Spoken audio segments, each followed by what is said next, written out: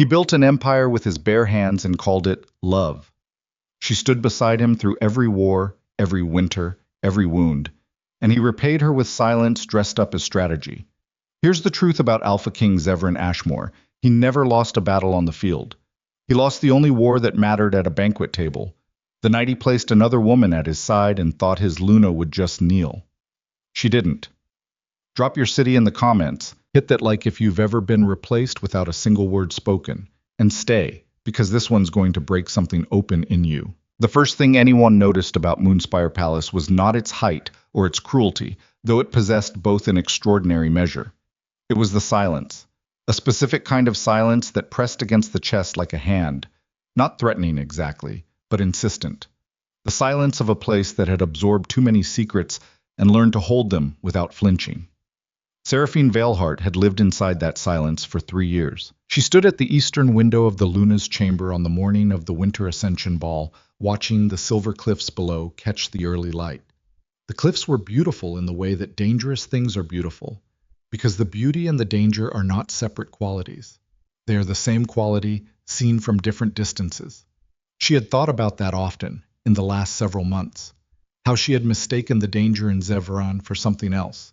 How most people do. Her handmaid, Dara, moved behind her with a hairpin between her teeth, and worry in her eyes that she was professional enough to keep off her face, mostly. The northern delegates arrived at dawn, Dara said carefully, sliding a pin into the elaborate knot at the back of Seraphine's head. Lord Marrow rode with them, and Lady Evelise. Seraphine said nothing. Her gown is silver. I thought you should know. I know. A pause stretched between them, the kind that carries more conversation than words do. My lady, finish the hair, Dara. The handmaid pressed her lips together and obeyed. She was loyal. Loyal, the way that people who've seen enough become loyal, not from sentiment, but from a clear-eyed recognition of where the real ground was. Dara had served in Moonspire Palace long enough to understand that the woman at this window was the real ground. Whether the king understood that or not was becoming, with each passing week, a different question entirely. Seraphine studied her own face in the cold mirror. She was not conventionally beautiful the way Evelise Marrow was beautiful, which was to say she did not look designed to be looked at. Her face was the kind that took time to understand. High bones. A mouth that rested in a line that some people read as severity, and others, eventually, came to understand as restraint. Dark eyes that missed nothing and communicated that they missed nothing, which made certain men uncomfortable and other men fascinated. Zevran Ashmoor, when he first saw her across a war table 6 years ago, had gone very still in the way that large animals go still when they sense something they cannot immediately categorize. She had thought that was love beginning. It had been, she supposed. But love, like empires, is not a fixed thing. It grows in directions you don't always choose. She pressed 2 fingers against the glass of the window, feeling the cold bleed through. Outside, the black wolf banners of House Ashmoor snapped in the winter wind with the easy confidence of things that have never had reason to doubt their own permanence. She had loved those banners once, the way you love something that represents where you belong. She removed her fingers from the glass. The cold remained on her skin longer than it should have. The ballroom of Moonspire was built to make people feel small. That was the point. 40 feet of ceiling vaulted above crystal chandeliers that caught torchlight and scattered it into constellations across the stone floor. The lords and ladies of 5 territories moved beneath those manufactured stars in their finest winter clothes, drinking warm spiced wine and conducting the elaborate performance that courts perform when they gather, the performance of loyalty, of alliance, of absolute certainty that they are standing near power and not merely near the idea of it. Seraphine entered at precisely the appointed time, which she had calculated would draw less attention than entering early or late, and wore a gown the color of deep water. Not silver, not white, not the soft colors that courts interpreted as femininity and therefore dismissed. The gown said, I am the Luna of this empire, and I have not forgotten it even if others have. It said this quietly, which was the only way she said anything anymore. She moved through the room, and people stepped aside, because whatever else had changed in the last months, the court still recognized something in her that commanded the step aside. She did not smile broadly. She inclined her head at the correct moments, touched hands at the correct moments, spoke 3 sentences to the Aldermere ambassador about his territory's silk trade, and made him feel that she had paid him a great compliment, which was a skill she had spent years building and which Zevran had once told her was worth more than 3 battalions. He had not told her anything of value in quite some time. She found him at the far end of the hall, near the great fireplace that burned high in gold, and her stomach registered his presence before her eyes did. That old, involuntary mechanism of the mate bond that she had never been able to train out of herself despite considerable effort. He was talking to someone. He was leaning slightly forward, which was something he only did when he was genuinely engaged, and his left hand was moving in that gesture he made when he was laying out a complex idea, fingers spread, cutting through air. I was talking to Evelis Marrow. Evelis was laughing at something he'd said, her silver gown catching light the way it had been engineered to do, her face arranged in an expression of delighted attention that Seraphine recognized immediately as architecture. Every element of it was placed, the slightly parted lips, the way she turned her head to show her profile without obviously angling for it. 22 years old, trained since infancy by a house whose entire survival strategy was the weaponization of beauty, and she was very, very good at her work. What turned Seraphine's stomach was not Evelis. It was Zevran. Not because he was a fool, he wasn't. He was, by any honest accounting, one of the sharpest strategic minds she had ever encountered. He had conquered the Velthar territories in a campaign that military scholars were still dissecting for its precision. He had negotiated the border treaty with the Ostmark in a single afternoon when 3 previous kings had failed across 3 decades. His intelligence was not the issue. The issue was that intelligence is not immunity. The smartest men are often the most susceptible to a very specific kind of blindness, the kind that grows in the warm gap between confidence and self-examination. They start to believe that because they are rarely wrong about maps and armies and trade routes, they are rarely wrong about anything. And so when something begins to go wrong in a domain they haven't thought to study, in the interior landscape of the people closest to them, they don't see it, or they see it and decide it must be less important than it appears, because important things are things they would have noticed already. Zevran had not noticed, or he had decided not to. Seraphine was no longer certain which was worse. She accepted a glass of wine from a passing servant and positioned herself near a pillar, which gave her sightline into the center of the room while keeping her peripheral to it. An old habit from her years as an intelligence operative before the mating, before the crown, and the title, and the public life. She had run networks of informants across 4 territories. She had read correspondence in 6 languages and identified 3 assassination plots against allied rulers in as many years. She was not, had never been, merely decorative. Zevran knew this. He had simply stopped considering it. The announcement came near the 2nd hour of the evening, when the wine had made the court soft enough to receive it without too much visible calculation. Zevran moved to the raised platform beneath the imperial crest, the silver wolf devouring the crescent moon that marked the full authority of the Ashmoor throne, and the room quieted the way rooms do when power decides to speak. She would give him this absolutely magnificent in those moments. There was something in the way he occupied space that made other bodies reorganize around him without their owners quite deciding to do it. 6'4" of authority wrapped in black formal dress, his dark hair pulled back, the ceremonial chain of the Alpha King across his shoulders catching the firelight. She had loved him so completely, once, that standing in the same room had felt like being warm. "Lords and ladies of the 5 territories," he said, his voice carrying easily to the room's furthest corners. "I have the privilege tonight of announcing a formal partnership between the Ashmoor Empire and House Marrow of the Northern Reach." The room applauded. Of course it did. Applause at these moments was automatic, the body's social reflex firing before the mind had processed the content. Lady Evelis Marrow has served as House Marrow's senior political liaison for the past 8 months, demonstrating a depth of strategic understanding and diplomatic capability that I consider essential to the Northern Territory's continued integration into our empire. He gestured toward Evelis, who moved to the platform with the practiced modesty of someone who has rehearsed exactly how unassuming to appear in moments of recognition. She took a position beside him beneath the imperial crest. Beneath the crest. The position that was Seraphine's. The room applauded again, louder. Seraphine held her wine glass with both hands and did not move. She was aware, with the specific hyperclarity that arrives in moments of real shock, of every detail of the room. The heat from the fireplace against the left side of her face, the weight of the crown on her head, the way the woman 3 feet to her right had inhaled sharply in horrified sympathy and then controlled herself. She was aware of Zevran's eyes finding her across the room. He looked, for just a moment, uncertain, as if he had calculated the geometry of this evening carefully, and the numbers were suddenly not behaving the way he'd expected. Then the moment passed and he looked away, returning his attention to the assembled court. Seraphine understood, in the complete and terrible way that understanding arrives when it has been postponed too long, that she had made an error. Not in loving him, not in marrying him, not even in the months of attempting to reach him through the growing ice between them. The error was simpler and more fundamental than any of that. She had believed he would notice on his own. She had believed that because what she felt was immense, he must have felt the loss of it. But you cannot miss a warmth. You've grown too comfortable to feel as warmth anymore. You cannot notice the cost of a thing while you're still in the process of spending it.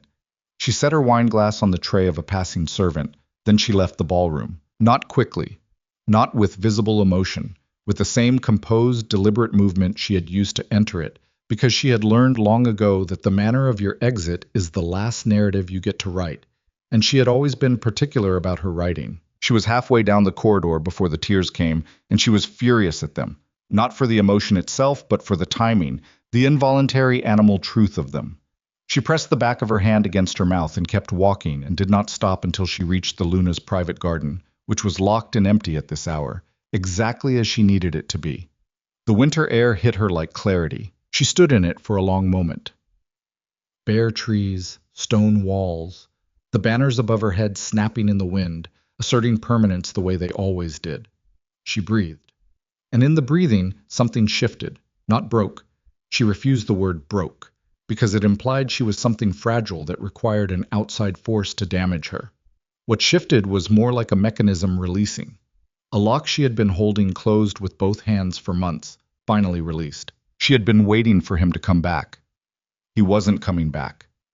And the woman she was, the woman who had run intelligence networks and read assassination plots in 6 languages and navigated the most dangerous courts in 5 territories, that woman did not wait for people who weren't coming. She went to them. Or she went somewhere else entirely. She went back to the chamber and she sat at the writing desk and she did not sleep. This was not insomnia. This was the deliberate application of the mind to a problem that deserved serious treatment, and Seraphine had always been at her most effective at 3 in the morning, when the world went quiet enough to hear herself think clearly. She wrote for 6 hours. Not letters. Not journals. Maps. In the metaphorical sense, the kind she had always made before a complex operation, laying out terrain and resources and vulnerabilities and trajectories. What she had. What she needed. What the palace would do without her. What she could do without the palace. By dawn she had a plan. By the following week she had begun executing it. The deterioration of a great institution is rarely dramatic from the inside. It is incremental. It happens in the accumulation of small moments that individually seem manageable and collectively constitute collapse. The court of Moonspire did not lurch suddenly toward crisis. It slid, the way that overloaded structures slide, gradually, then all at once.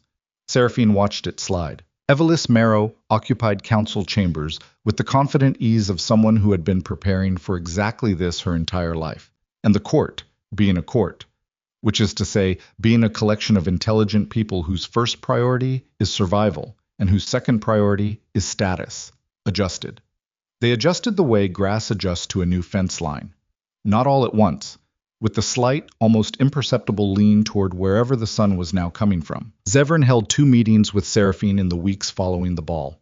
The first was formal, across the width of his study, him standing at the window in the position he adopted when he wanted to project calm authority, her sitting in the chair she had chosen deliberately because it gave her the better sightline of both doors. "You've been absent," he said. "I've been present," she answered. "You haven't been looking." "That's not—" He stopped. Started again. "The Marrow partnership is strategic. It opens the northern passes before midwinter. I shouldn't have to explain that to you." "You don't? Then what is this about?" Seraphine looked at him, not in the way she had looked at him across that war table 6 years ago. In a different way. The way you look at something you are memorizing because you understand, somewhere below articulation, that you are looking at it for one of the last times. "It's about the fact," she said, "that she was in that position because I was supposed to be in it. And you knew that, and you made the choice anyway, and I need you to acknowledge that that was a choice. I didn't. Zevran, his name in her mouth, very quiet. Don't tell me what you didn't intend. Tell me what you chose. He was quiet for a long moment. The fire cracked behind him. Outside the window, a wolf banner turned in the wind. The partnership is what it is, he said finally. You're the Luna. That doesn't change. She stood. I know, she said. That's what I'm afraid of. She left. The second meeting happened 4 days later and lasted 11 minutes and accomplished nothing that either of them said out loud, and accomplished everything that neither of them said, which was the understanding, arrived at simultaneously and in complete silence, that they had stopped being able to reach each other. Not from distance. From the specific terrible proximity of two people who still occupy the same space but have become unreachable to one another. After that, she stopped requesting meetings.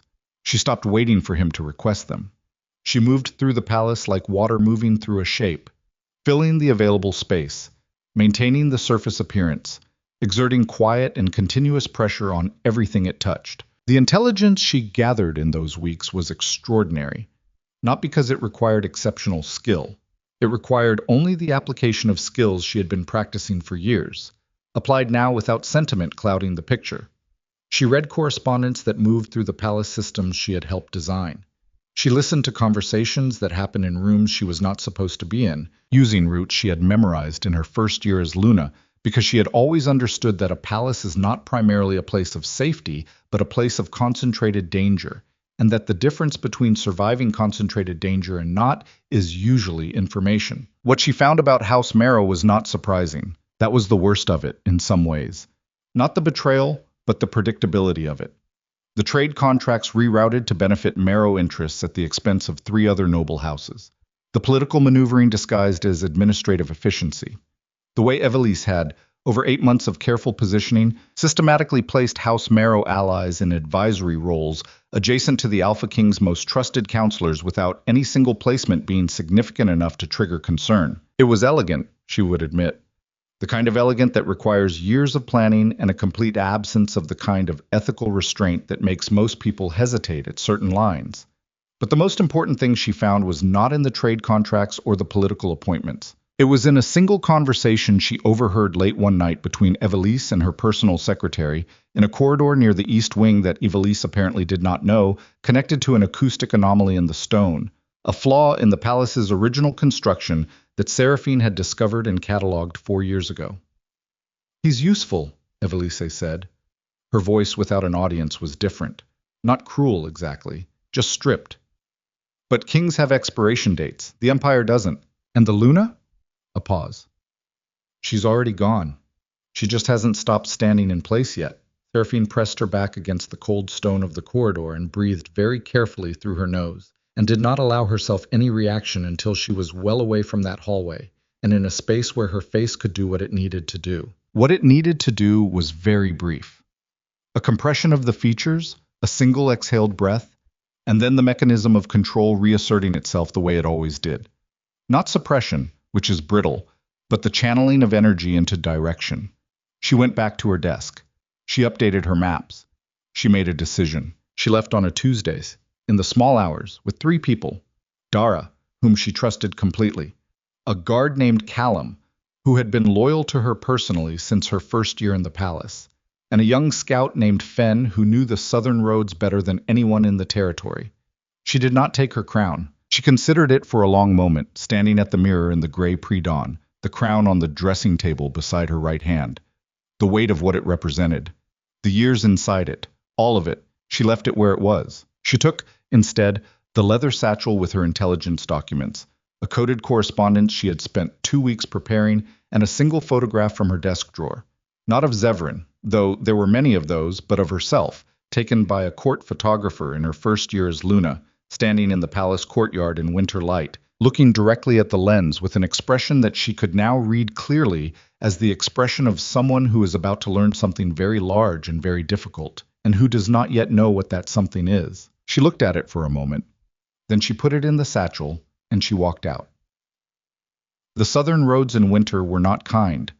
That was the plainest way to put it, and Seraphine had, in the weeks since her decision, deliberately cultivated plainness in her internal language, stripped out the decorative vocabulary, the reflexive softening, the habit of courtesy she'd built for a life in courts. She was done with courts for the time being. She needed to think in a different register. The roads were not kind. They were frozen mud and black ice, and the particular wind that came off the southern plateau and cut through even good wool like it was gauze. Fun navigated by instinct and dead reckoning, keeping them on routes that bypassed the checkpoint towers Moonspire had established at the major crossroads. And they rode in silence most of the time, because conversation requires comfort, and comfort was not available. On the second night, they stopped at a way station in the foothills above the border. A stone building, barely larger than a large room, with a fireplace that worked and a roof that mostly kept out the weather. They ate dried provisions, and Callum kept watch at the door, and Dara fell asleep immediately in the exhausted way of someone who has been running on nerve for 2 days. Seraphine did not sleep. She sat near the fire and took out the documents and reviewed them for the 4th time, because she needed to know them as well as she knew her own face. When she crossed into Duskbane territory, she would have, at most, a single conversation to make her case. First impressions in negotiations were the only impressions that set the terms for everything that followed. Alpha Sovereign Kalor Duskbane. She had studied him from a distance for years, not because she'd anticipated needing him, but because studying the people your empire considered enemies was simply the correct and obvious thing to do. And she had always found herself studying the correct and obvious things even when no one had asked her to. He was 41. He had taken control of the southern territories at 26, following his father's death under circumstances that the official record described as illness, and that multiple secondary sources described as something else, though no one had ever been able to prove anything, and she was aware that the secondary sources were not unbiased. He was, by all accounts she found credible, brutally honest in the way that only people who have absolutely no interest in being liked ever are. He had refused 3 separate diplomatic overtures from Moonspire in the past 8 years. She found that interesting. Most rulers refused overtures because they wanted better terms. Duskbane had refused because, from what she could piece together, he didn't trust the framing of the conversations. He had wanted to speak differently than the correspondence allowed, which meant he was someone who understood that the language of a conversation is not neutral, that the terms in which something is discussed determine much of what can be concluded, and who was unwilling to operate in language he didn't trust. That was, she thought, a person she could talk to. Whether he would want to talk to her was a different question. She put the documents away and fed another piece of wood to the fire and watched it catch and thought about the shape of the coming conversation. The arguments she would make, the ones she would not make because they were good arguments but the wrong register for this particular listener. The information she had that he would want, and the leverage that created, and how to deploy that leverage without making it look like leverage, because Duskbane, from everything she knew, would respond poorly to being maneuvered and well to being spoken to plainly. Plain language. She could do plain. She was, it turned out, very good at plain. They crossed the border at first light on the 3rd day. Duskbane scouts intercepted them within 20 minutes, which told her the border surveillance was excellent, which was information she filed away automatically. 3 riders coming out of the tree line, crossbows raised, faces showing no particular alarm and no particular welcome. The expression of professionals doing their job without editorializing about it. "Identify yourself," the lead scout said. He was around 30, dark coat, practical everything. Nothing decorative about him from head to boot. "Seraphine Veilheart," she said. "Luna of Moonspire Palace. I am requesting sanctuary with the Sovereign." A pause. "Alone. My people wait at the border." The scout looked at her for a moment that lasted longer than it needed to. "Armed?" "Knife at the left hip. I'll surrender it or keep it. Your preference." Another long look. He was deciding something. Not whether to bring her in, she thought, because that decision would be made by someone above his authority grade, but whether she was what she appeared to be, which was a relevant and reasonable thing to assess. "Keep the knife," he said finally. "Arms visible. You ride behind me." She nodded to Callum and Dara. "Stay," and followed the scout south. Duskbane's fortress was everything she'd expected from the intelligence files, and nothing she'd been prepared for from experience. No jeweled excess, no polished surfaces engineered to reflect and impress. Dark stone that had been standing for 400 years and looked like it knew it. Guards who moved with the specific economy of motion that only comes from constant real training, not ceremonial drill. A courtyard that smelled of horses and cold and wood smoke, and nothing floral. She was taken to a waiting room, not a throne room, not a formal receiving chamber, a waiting room, and left there for 40 minutes. She sat in the single chair and waited, because making her wait was information she was being deliberately given and responding to it with restlessness. Would tell him something about herself she did not want to give away for free. At the 41st minute, the door opened. Kaelor Duskbane walked in without announcement, without retinue, without the performance that power usually wraps itself in when it wants to make an impression. He was taller than she'd expected, broader. His face was the kind that had been made by weather and decision rather than beauty, with deep lines at the corners of his eyes, and a jaw that would have looked severe on anyone who smiled more. He wore no ceremonial anything, dark clothing, functional, a sword at his hip that looked used. He looked at her with gray eyes that were doing what eyes do when a very good assessor looks at someone, taking the full inventory without signaling which line items are most interesting. She stood, not because she felt she needed to defer, because it was the correct social geometry for this specific first conversation, and she had thought about it beforehand. He stopped about 6 feet away. "You ran," he said, "from Moonspire." No, she said. He waited. I walked away from disrespect. Something shifted in his face. Not much. A slight recalibration of whatever assessment he'd walked in with. "That's a distinction that costs something to make," he said. "Yes."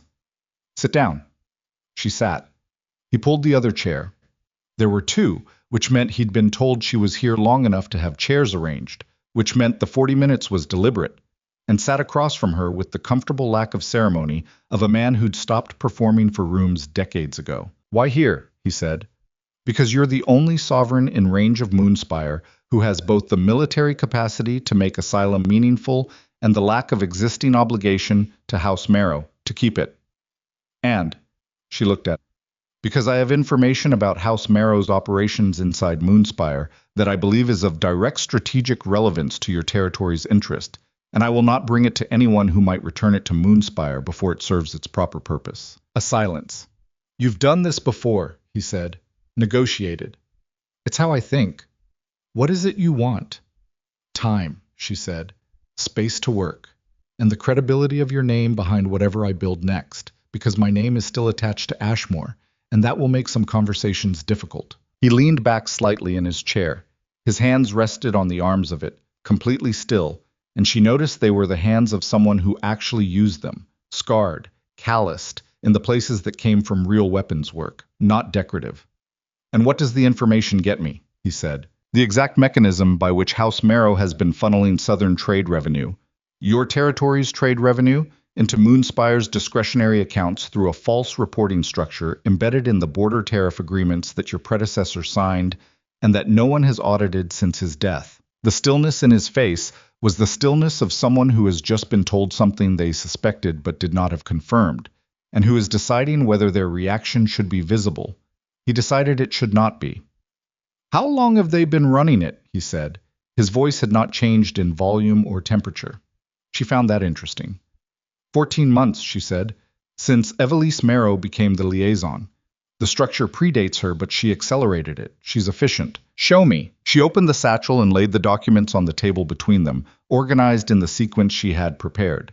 The broad structure first, then the specific mechanism, then the evidence chain, then the projected numbers. She had written it for exactly this conversation, for exactly this kind of reader.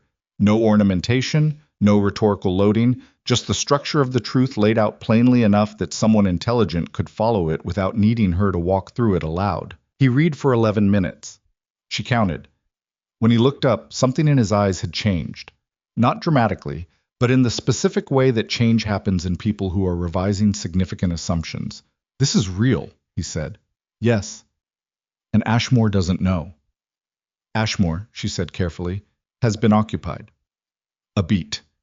Something in the vicinity of Duskbane's mouth acknowledged what she meant without doing anything as explicit as a smile. "You understand," he said, "that housing Moonspire's Luna is not a neutral act.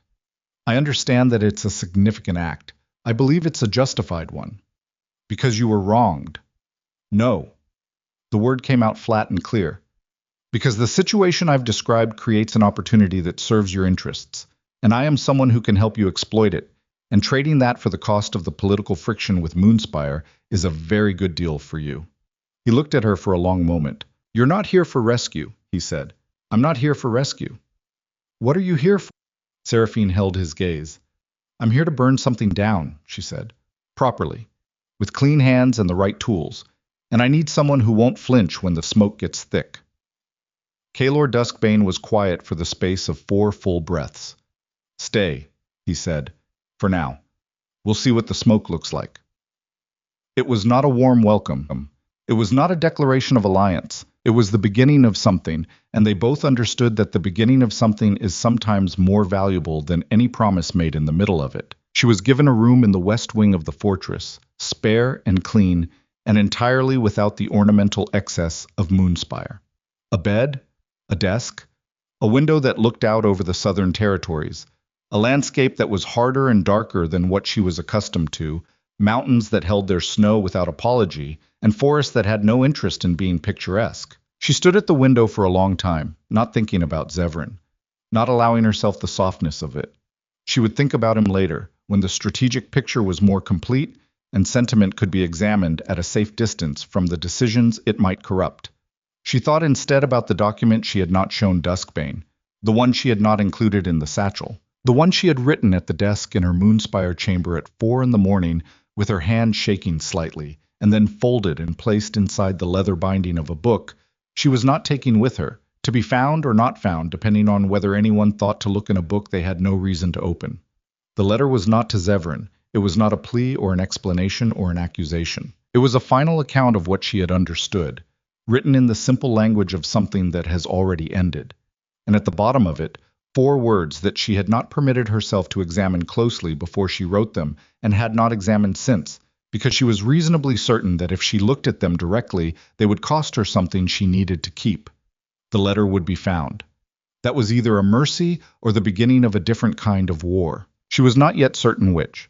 She was becoming certain of very many other things, though, and standing at that window in the cold light of the southern morning, she felt, not happy, not at peace, but something older and more structural than either, the specific sensation of being a person who has stopped waiting for rescue and started building the thing they were always supposed to build. Below the fortress window, a rider arrived at the gate, riding hard, from the north, from the colors on his cloak. She recognized them before she could have explained how. From the memory of banners snapping in winter wind, she recognized them as Moonspires.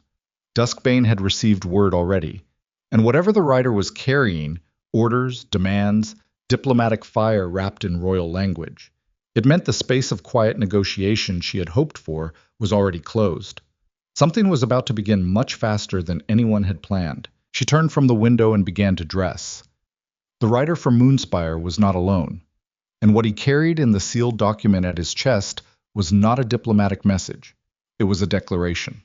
And in the fortress courtyard below, Alpha Sovereign Kaelor Duskbane read it with a face like stone, and then looked up at the western window where a woman in borrowed clothes stood watching him.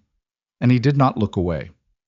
The declaration was written in Zevran Ashmoor's hand. Seraphine knew his handwriting the way she knew the sound of his boots on stone corridors, involuntarily, from years of proximity, stored in some part of the brain that doesn't ask permission before it operates.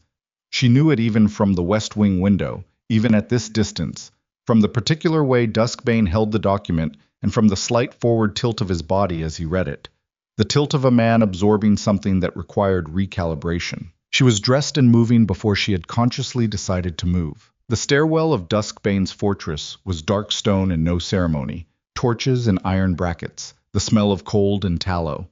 She descended 2 floors and came out into the courtyard, where the wind off the southern plateau hit her immediately, and Duskbane looked up from the document and found her across the distance of the yard, with his gray eyes and his unreadable face, and said nothing, which told her more than speech would have. The Moonspire rider was still mounted. Young, mid-20s, the jaw of someone who'd been riding through the night and knew it showed and was deciding whether to care. His horse breathed in great clouds of vapor. He looked at Seraphine with an expression that shifted through several things rapidly and settled on something professional, which was the right choice. She crossed the yard. "Who sent you?" she said. "The Alpha King, my lady." A beat. The title was habitual. She let it stand. with orders to give me the document. Duskbane extended it without comment. She read. It was not a diplomatic message. It was not, as she might have hoped for 48 more hours, a query or a request for clarification or even an accusation demanding response. It was 7 paragraphs of formal language wrapped around a single core demand: the return of the Luna of Moonspire to her rightful position within the palace, framed as a matter of imperial law, territory sovereignty, and the inviolable bonds of the mate bond under the codes of the 5 territories. The last paragraph was the part she read twice. Any sovereign who provides shelter, assistance, or political standing to the Luna of Moonspire, in her absence from the Empire, shall be understood to have acted in direct opposition to the interests of the Ashmoor throne, and shall be treated accordingly. She folded the document. He sent this before he knew what I was carrying, she said, mostly to herself. Did he? Duskbane said. Not a question. He was watching her face, and whatever he saw there was giving him information he was filing without comment. He sent this the night I left. Maybe the morning after. She thought about the geometry of it. The distance between Moonspire and the southern border, a hard rider pushing through winter roads, the timing. He didn't come himself because he expected this to be sufficient. A pause. He expected the document to be sufficient. And is it? Duskbane said. She looked at him. No, she said. He took the document back, folded it once more, and handed it to the nearest soldier with the particular gesture of a man disposing of something that has already served its informational purpose and has no further use. Go back to Moonspire, he said to the rider. Not unkindly, just completely without ambiguity. Tell the Alpha King that Sovereign Duskbane received his communication and will respond through appropriate diplomatic channels. The rider looked between them once, and then had the good sense not to look again. He turned his horse and rode north. There is a specific psychology to the demand sent before the arrival. Seraphine had studied it in other contexts, in the pre-battle correspondence of commanders who believed overwhelming force of language would substitute for overwhelming force of men, who thought that if the words were certain enough, the war could be skipped. It almost never worked. But it revealed something important about the sender. It revealed that they still believed the old rules applied. Zevran had built his empire on rules, not arbitrary ones. He was too intelligent for that, but on the deep architecture of dominance that governed the 5 territories and the culture of alpha authority that ran through that architecture like load-bearing stone. He understood those rules completely, and he had never had serious reason to question them because they had worked. Every time. The threat of consequence preceded the consequence, and the threat was usually sufficient because most people, when confronted with the certainty of an Alpha King's displeasure, found reasons to recalculate. The problem was that Seraphine had written those calculations with him. She knew the threat before it arrived. She had read the document in her head before Duskbane's hands unfolded it. And knowing a threat fully, completely, in advance, being able to trace every element of its logic back to its source, does something interesting to the fear that the threat is supposed to produce. It doesn't eliminate the fear. Fear is not logical enough to be eliminated by logic, but it redirects it. It turns the fear of the threat into something more useful, which is the fear of failing to respond to it correctly. She was not afraid of Zevran. She was afraid of making an error. Those are very different things, and the distinction mattered enormously for what she was about to do. Duskbane's war room was smaller than Moonspire's, half the size, which meant it had half the table's space for posturing and twice the density of actual working material. Maps covered 3 walls, annotated in multiple hands, some of the annotations dating back far enough that the ink had gone brown. A long table held current correspondence weighted down with the carved stone tokens that Duskbane's council apparently used as paperweights, which she found immediately interesting as a stylistic choice.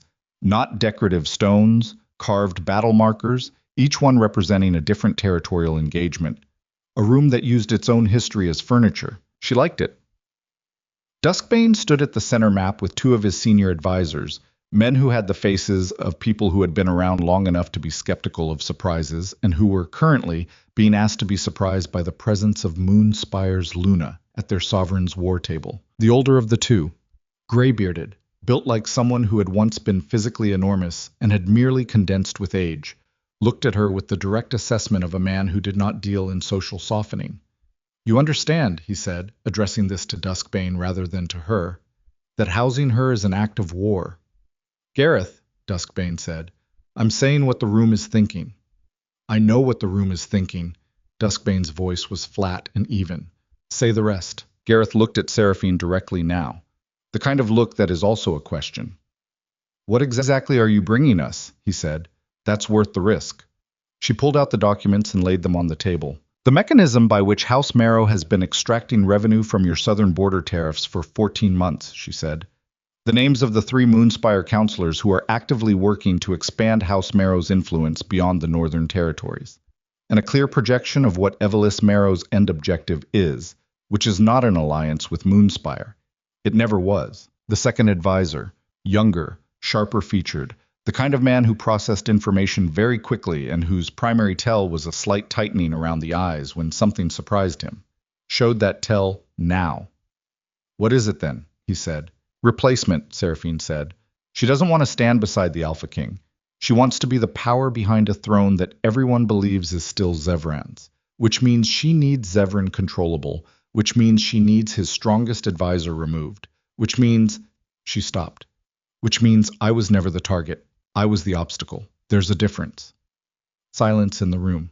Duskbane was looking at the document she'd laid out. His hands were on the table but not touching them yet, which meant he was reading them from a distance before committing to the engagement, which was a habit of careful minds. How long, he said without looking up, before Moonspire makes a military move? Weeks, she said. Not because Zevran wants war, because Evelis will eventually push him toward it, and he will believe he's making the strategic choice himself. Because she's good, Duskbane said. Because she's excellent, Seraphine said, and because he has stopped questioning his own conclusions. Gareth was looking at the documents now. Something in his posture had shifted, not softened, but reorganized, the way a wall reorganizes itself around a new doorway. The tariff structure, he said to Seraphine. Walk me through it. She walked him through it. It took 35 minutes, and she did not simplify it, and he did not ask her to. By the end of it, both advisors were leaning over the documents, and the second one, whose name she would learn later was Corvin, was making notes in the margin of his own working map, with a focused energy that meant he had already started calculating what the numbers meant for Duskbane's next 3 months of operations. Duskbane himself said very little. He listened. He asked 2 questions, both of them precise, both of them aimed at the structural weakest points of her argument, rather than at the conclusion. The questions of someone who already agreed with the conclusion and was pressure testing the foundation beneath it. When she finished, he straightened. You need to eat something, he said, and then I need 4 hours. It was not a dismissal. It was the statement of a man who processed important decisions by working through them with the people he trusted before returning with a position, and who was honest enough not to pretend he could skip that step. She respected it. 4 hours, she said. She ate in the small dining room adjacent to the West Wing, alone, which was what she needed. Dara brought food from the fortress kitchens, bread, meat, something hot in a bowl that was simple and good, in the way that things made without ornamentation are often good, and sat across the table from her with the particular silence of someone who has questions and has decided that asking them is not her job. Say it, Seraphine said. Dara pressed her lips together, let out a breath. Are we safe here? Safer than Moonspire. That's not a straight answer. No, Seraphine said, but it's an honest one. She pulled apart the bread, which was dense and dark, the kind that stays with you. Nowhere is safe right now. This is the most defensible position available. That's different from safe, and I won't tell you otherwise. Dara absorbed this in the manner of someone who had asked the question already knowing the answer and needed to hear it, said plainly anyway. What do you need from me? She said. Keep doing what you're doing. A pause. And if Callum starts to look uncertain, tell me. I need to know before it becomes a problem. Callum won't. He might. His loyalty is real, so is his fear. Both things can be true. She ate. The food was good. People are not simple, Dara, even the ones we trust. Dara looked at her with an expression that was partly assessment, and partly something that lived adjacent to grief.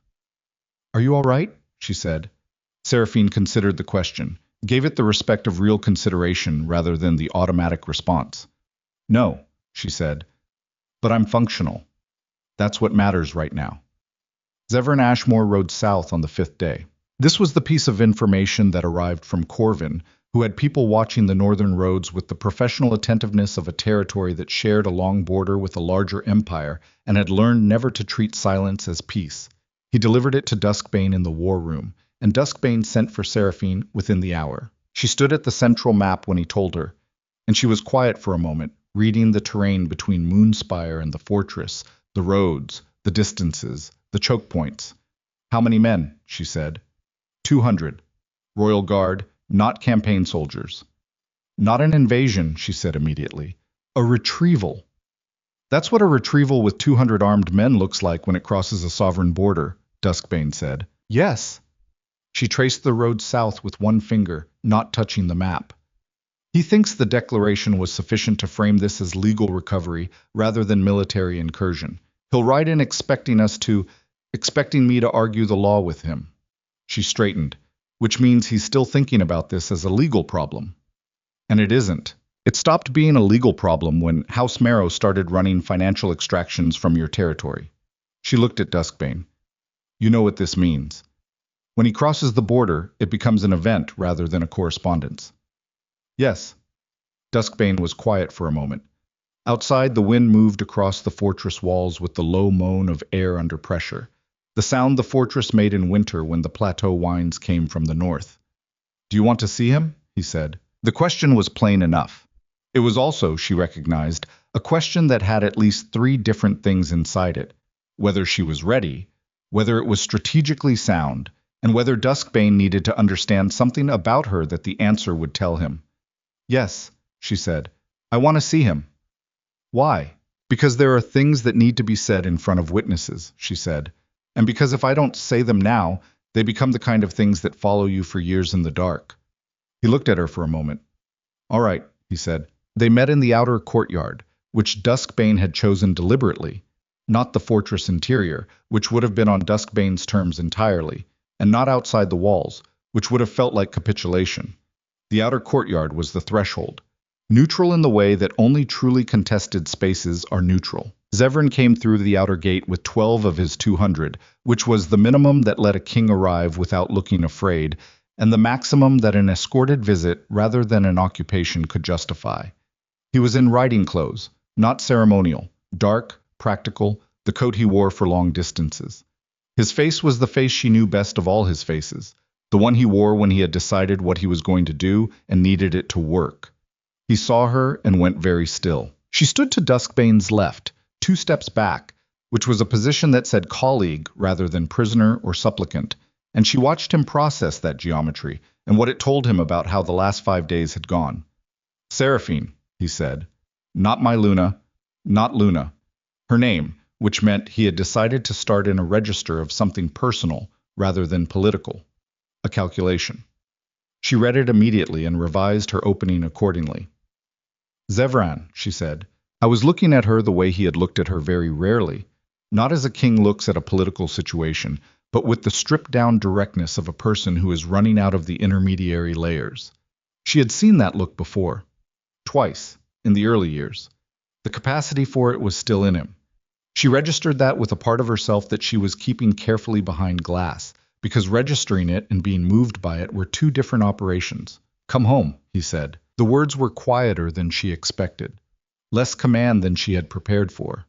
This was worse, in its way. "No," she said. His jaw shifted. "This isn't—" He stopped, looked at Duskbane. Something territorial moved through his eyes, the old animal reflex, 2 alphas in one space with a shared point of contention. "This conversation is between me and my Luna." "Your Luna," Duskbane said, with an evenness that was somehow more dangerous than heat, "came to my territory voluntarily, left your palace voluntarily, has been here 5 days without a single word indicating she wants to be retrieved." A pause. "And has given me cause to believe that the political situation inside Moonspire is considerably more complicated than your declaration described." Zevran looked at Seraphine. "What have you been telling him?" "The truth," she said, "which I realize is a novel experience in the palace lately, but it turns out to be extremely efficient." Something crossed his face. Not anger. She had seen his anger, and this was the precursor to it, the moment before the armor goes up. She had maybe 4 sentences before he decided this conversation was adversarial and locked down. Evelise Marrow has been extracting revenue from Duskbane's border tariffs for 14 months. Months, she said. Through a structure your accounting division has not caught because 3 of your counselors are actively suppressing the audit flags. She kept her voice even, not cold, even, which was different. That is not a political squabble, Zevran. That is a coordinated financial extraction scheme operating inside your empire. While you were looking at the alliance benefits, she was building the mechanism to make herself permanent. Silence. The 12 royal guards behind him were very still. Zevran's face was doing something complicated, which was unusual. He was not a man whose face did complicated things in public. He stopped. That's a serious accusation. It's a documented fact. She looked at him fully, without flinching from it. You can verify every number. I know you will. That's who you are. A breath. That's who you always were before you stopped trusting your own instincts about people. The last sentence landed. She saw it land. He was quiet for a long moment. The wind moved through the courtyard, the kind of cold that does not apologize. You should have brought this to me, he said finally. I tried to bring you things, she said. You told me I was exaggerating emotional distance. That was different. It was the same conversation. Her voice did not rise. She had decided before he arrived that her voice would not rise, because rising meant he'd won the register, and she needed the register. When you stop listening to someone, you stop knowing what they're bringing you. You didn't stop listening because you stopped caring. You stopped listening because you'd decided the shape of things, and new information was inconvenient to the shape. Zevran looked at her for a long moment. This is the thing about intelligent men who have made mistakes, and it is important to say plainly. Their intelligence does not protect them from error. It delays the confrontation with error, because they can construct very sophisticated reasons why the error is not an error. And those reasons are usually internally coherent, and internal coherence is comforting to minds that are accustomed to being right. But when the error finally becomes undeniable, when the architecture of justification collapses under the weight of documented fact, intelligent men tend to have a specific kind of reaction that is worse than the rage of less thoughtful people. They go quiet, because they are processing the full cost of having been wrong. Zevran was quiet now. Come inside, Duskbane said, not warmly, but without hostility. Verify the documents. Argue about them if you find reason to. Make that decision with correct information. It was a move Seraphine had not expected, and she revised her assessment of Duskbane upward immediately. He had given Zevran a door that preserved something, not dignity, exactly, but the possibility of rational behavior. An invitation to step out of the performance of possession and into the work of information. Zevran looked at the door, then at Seraphine. You're not coming back, he said. Not a question. Not the way you mean, she said. What way then? I don't know yet, she said honestly. But not as the Luna who waits. Something in his face shifted, not broke. She would not use broke for him either because it was not what happened. Shifted, like the first movement of ground before a larger reckoning. He nodded once and walked through the door. They spent 4 hours in the war room with Gareth and Corvin, and it was the most honest conversation Seraphine had been part of in 3 years, which said something ruinous about the previous 3 years. Zevran went through these documents the way she had known he would, with concentrated, methodical attention, pulling at the joints of the argument, testing the source chain on each piece of evidence, asking questions that were specific and structural rather than defensive. He found 2 points he disagreed with.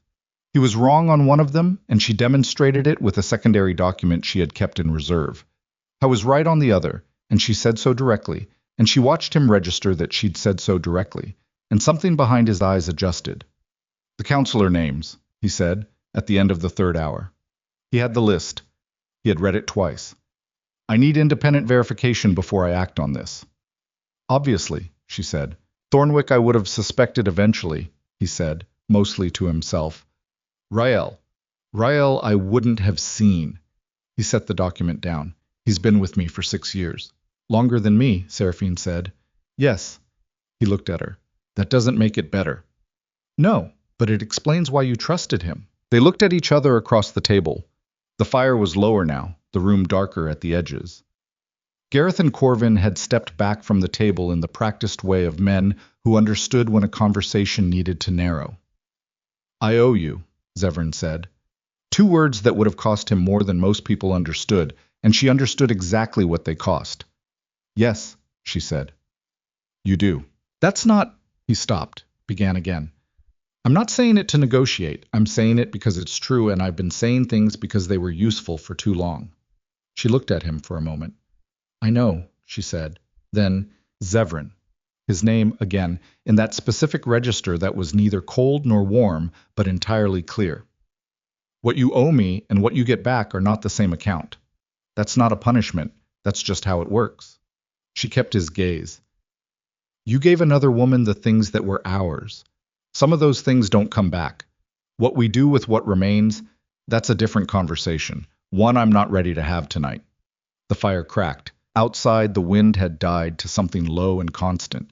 He looked at her with the face he rarely showed in rooms that had witnesses. Not the king's face, not the conqueror's face. The face of a man who has arrived, too late and at great cost, at the understanding that certainty is not the same as accuracy. I have to go back, he said. I have to deal with this before it deals with you, she said. Yes. Will you? He stopped. I'll be here, she said. For now. He nodded, stood, gathered himself in the way that large, powerful men gather themselves. Not visibly, just the slight adjustment of posture that means the public face is returning. He looked at Duskbane. The tariff issue, he said. We need a formal resolution. Agreed, Duskbane said. My office will reach out within the week. We'll be available. Zevran moved toward the door, stopped, did not turn all the way around. She's not yours, he said to Duskbane. Quiet. Not threatening, just plainly. Duskbane said nothing for a moment. She's not yours either, he said. That was always the point. The door closed, and Seraphine stood in the war room of a man she had known for 6 days, with the cold silence of a fortress that kept no unnecessary warmth, and she breathed carefully, because breathing carefully was what you did when the structure of things was in the process of changing and you needed your hands to be steady for whatever came next. She looked down at the documents on the table, the evidence she had built over months of silence and careful attention, the architecture of the truth she had carried out of Moonspire in a leather satchel while wearing borrowed calm-like armor. Duskbane was watching her. You knew he'd come around, he said. I knew he'd look at the documents, she said. That's not the same thing. Close enough for now. Close enough for now, she agreed. She began to gather the papers. There's something you didn't tell him, Duskbane said. Her hands did not stop moving. Several things, she said. The one that matters. She straightened, looked at him with the eyes she used when she was deciding how much the current moment could bear. Evelis Marrow doesn't need Zevran to fail, she said.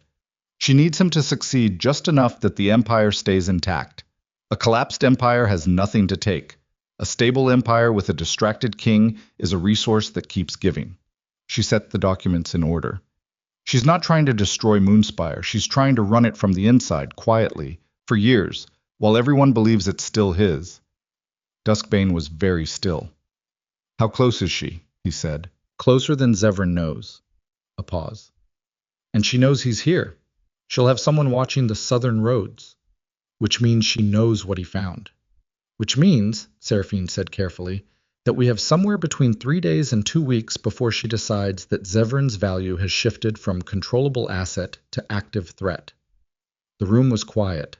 The implications assembled themselves in the air between them without needing to be spoken, because they were the kind of implications that intelligent people in dangerous situations recognize immediately and completely, the kind that rearrange everything that comes after them. How do you know, Duskbane said, that she doesn't have someone in my house already? Seraphine looked at him. The question was not rhetorical. It was the most important question in the room. And the answer, the real answer, not the reassuring one, was sitting in a place she had been avoiding looking at directly. Because looking at it directly meant accepting a specific and terrible possibility. She had given Evelis Marrow 6 days. 6 days since she left Moonspire. 6 days to calculate exactly where Seraphine would go, exactly who she would talk to, and exactly which documents she would carry. 6 days to move first. She looked at Duskbane. We need to check your correspondence from the last 4 days, she said. Right now, tonight. He did not ask why. He did not waste the time. He was already moving toward the door when the sound reached them. Not loud, Not dramatic, but specific in the way that sounds are specific when they are not supposed to happen. Below them, in the lower courtyard, a door that should have been locked. Opening. Seraphine's hand found the knife at her hip before the sound finished. Duskbane's hand found his sword. They looked at each other in the firelight. Someone had gotten inside, and whoever it was had not come through the gate. The sound came again, not loud. That was the thing about it that made the back of Seraphine's neck go cold. Not the volume, but the deliberateness. Whoever had opened that door was not panicking, not rushing, not the clumsy movement of someone lost in an unfamiliar place.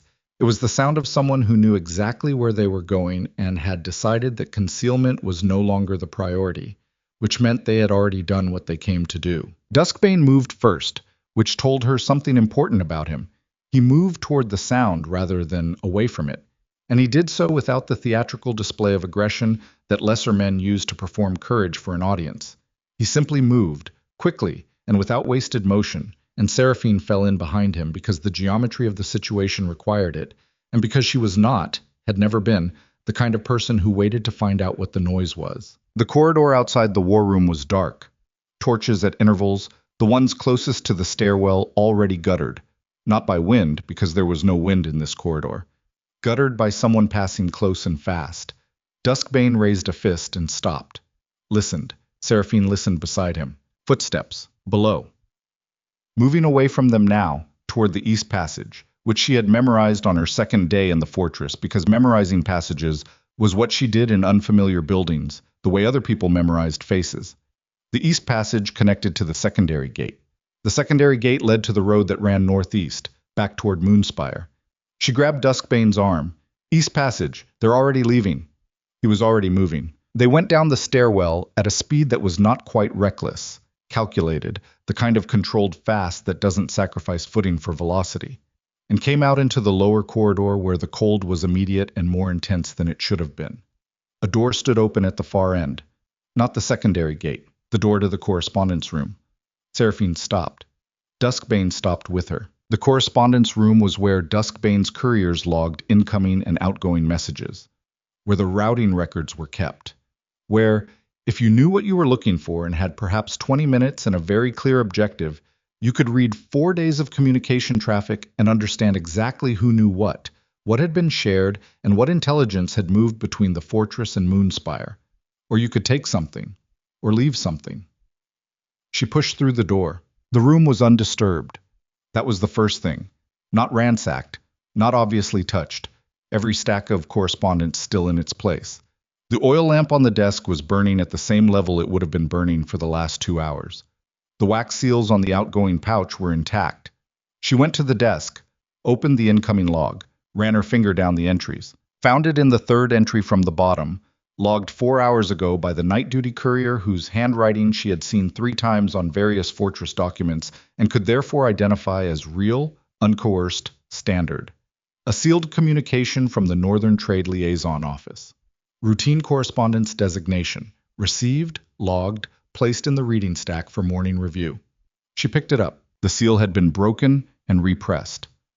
Badly, but badly, in the specific way that someone skilled at this particular operation does it when they are working quickly. The impression was close, but the wax color at the joint was slightly different from the outer layer.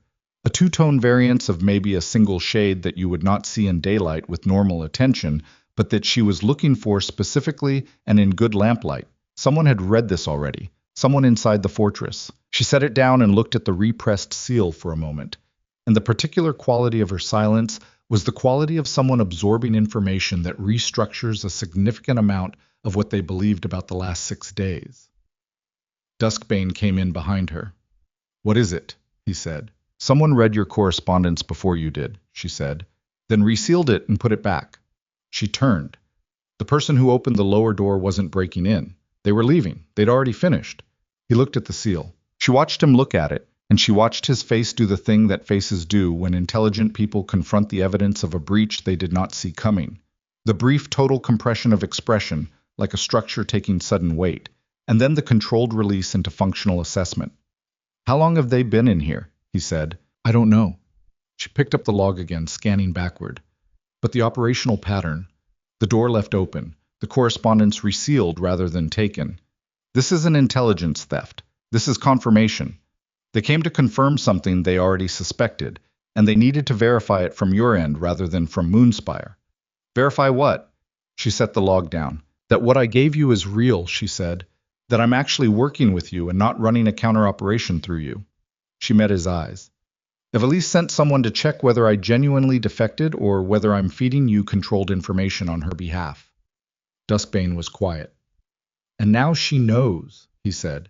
Now she knows I gave you the real documents, which means she knows her financial structure is blown, which means the timeline moves, he said. The timeline has already moved, she said. Whatever she was planning for 2 weeks from now is happening tomorrow. Or tonight. The wind outside the fortress walls made its low, pressurized sound.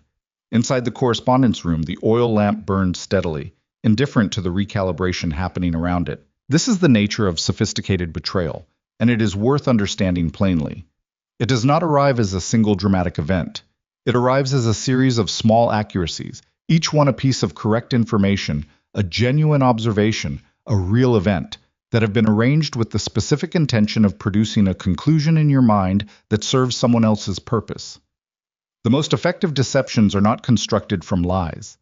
They are constructed from true things, selected and sequenced by someone who understands exactly which true things you need to see, in exactly which order to arrive at exactly the wrong destination. Evelise Marrow had not sent a spy to steal information from Duskbane's fortress. She had sent a spy to read Duskbane's correspondence so that she could understand precisely what Seraphine had given him, how much of it was accurate, and what Seraphine's actual position inside the fortress was. Not to sabotage the operation, to update her own map. She was not reacting to Seraphine's move. She was incorporating it. That was the difference between a good strategist and an exceptional one. Good strategists plan for opposition. Exceptional ones plan for opposition that thinks it has found the counterplay, and they have already accounted for that counterplay in the original structure. Seraphine stood in the correspondence room of a southern fortress in the middle of the night and understood, with the cold clarity of a person looking directly at something they had missed, that she had made an error. Not in coming here. Not in the documents. In the assumption she had not examined, that leaving Moonspire had removed her from Evelise's board. She had not been removed from the board. She had been moved to a different position on it, and the question she had not asked, the question that now presented itself with the particular cruelty of questions that arrive late, was whether that position was one she had chosen or one she had been guided toward. She did not sleep. This was not insomnia. This was the deliberate, uncomfortable application of a mind to its own errors, which is a process that requires wakefulness and which cannot be shortcut without consequences.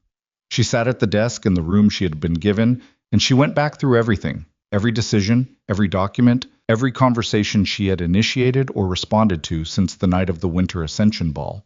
And she looked at each one with the cold eye of someone who is no longer interested in being right and is exclusively interested in being accurate. The trade contracts, real. The counselor names, real. The tariff extraction scheme, real.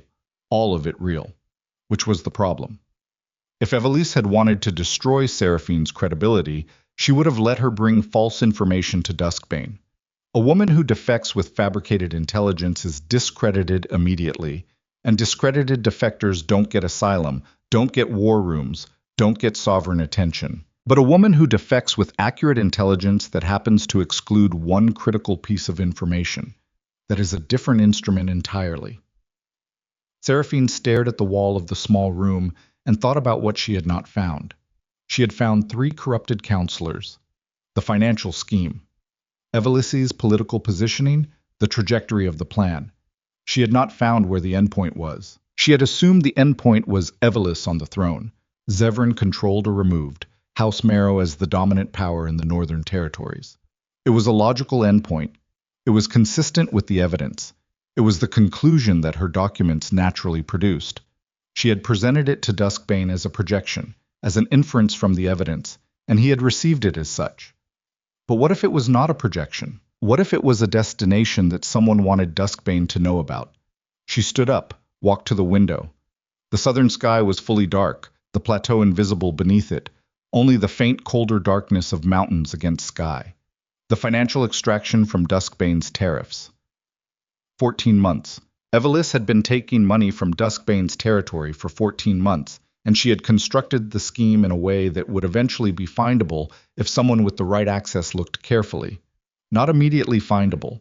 It had taken Seraphine months of access to piece it together, but findable. Why make it findable at all? Why not construct the scheme so deeply embedded that it would never surface? Unless the point was not to keep it hidden. Unless the point was for it to be found, eventually, by exactly the right person, and brought to Duskbane as a gift that would make him furious enough and motivated enough to take a position in the conflict that he would not otherwise have taken. Seraphine pressed her hand flat against the cold glass of the window. She had not defected. She had been launched. The distinction arrived in her chest like something structural giving way. Not emotional collapse. She would not permit that. But the particular interior shock of a person who has been running a high-stakes operation and discovers that they are simultaneously running a different operation that someone else designed. She had come to Duskbane believing she was acting. She had been acted upon. And the terrifying sophistication of it was that everything she had done was still correct. The documents were still real. The threat to Duskbane's territory was still real. The alliance she was building was still necessary. But the reason those things were correct was not the reason she had believed. Someone had needed Duskbane in this war. Someone had needed him angry enough to engage. Someone had constructed a situation in which the only person who could bring him in was a defecting Luna with documented evidence of financial harm. And the question that had no good answer yet was whether that someone was Evelis Marrow or someone else entirely.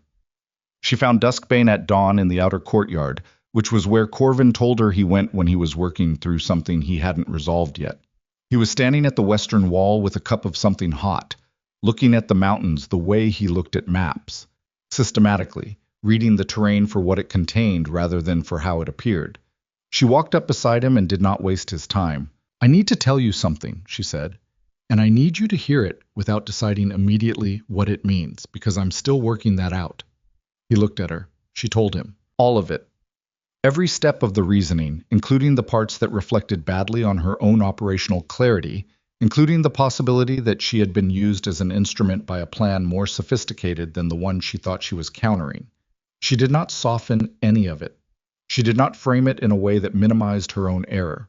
She laid it out the way she laid out the documents, in the plainest structural language she could manage, because that was what this moment required, and because she had decided, sometime in the dark hours of the night, that she was done managing information for the benefit of how she appeared to people whose respect she needed. When she finished, Duskbane was quiet for a long time. "You think she built the trap to get me in the war?" he said. "I think it's possible," Seraphine said.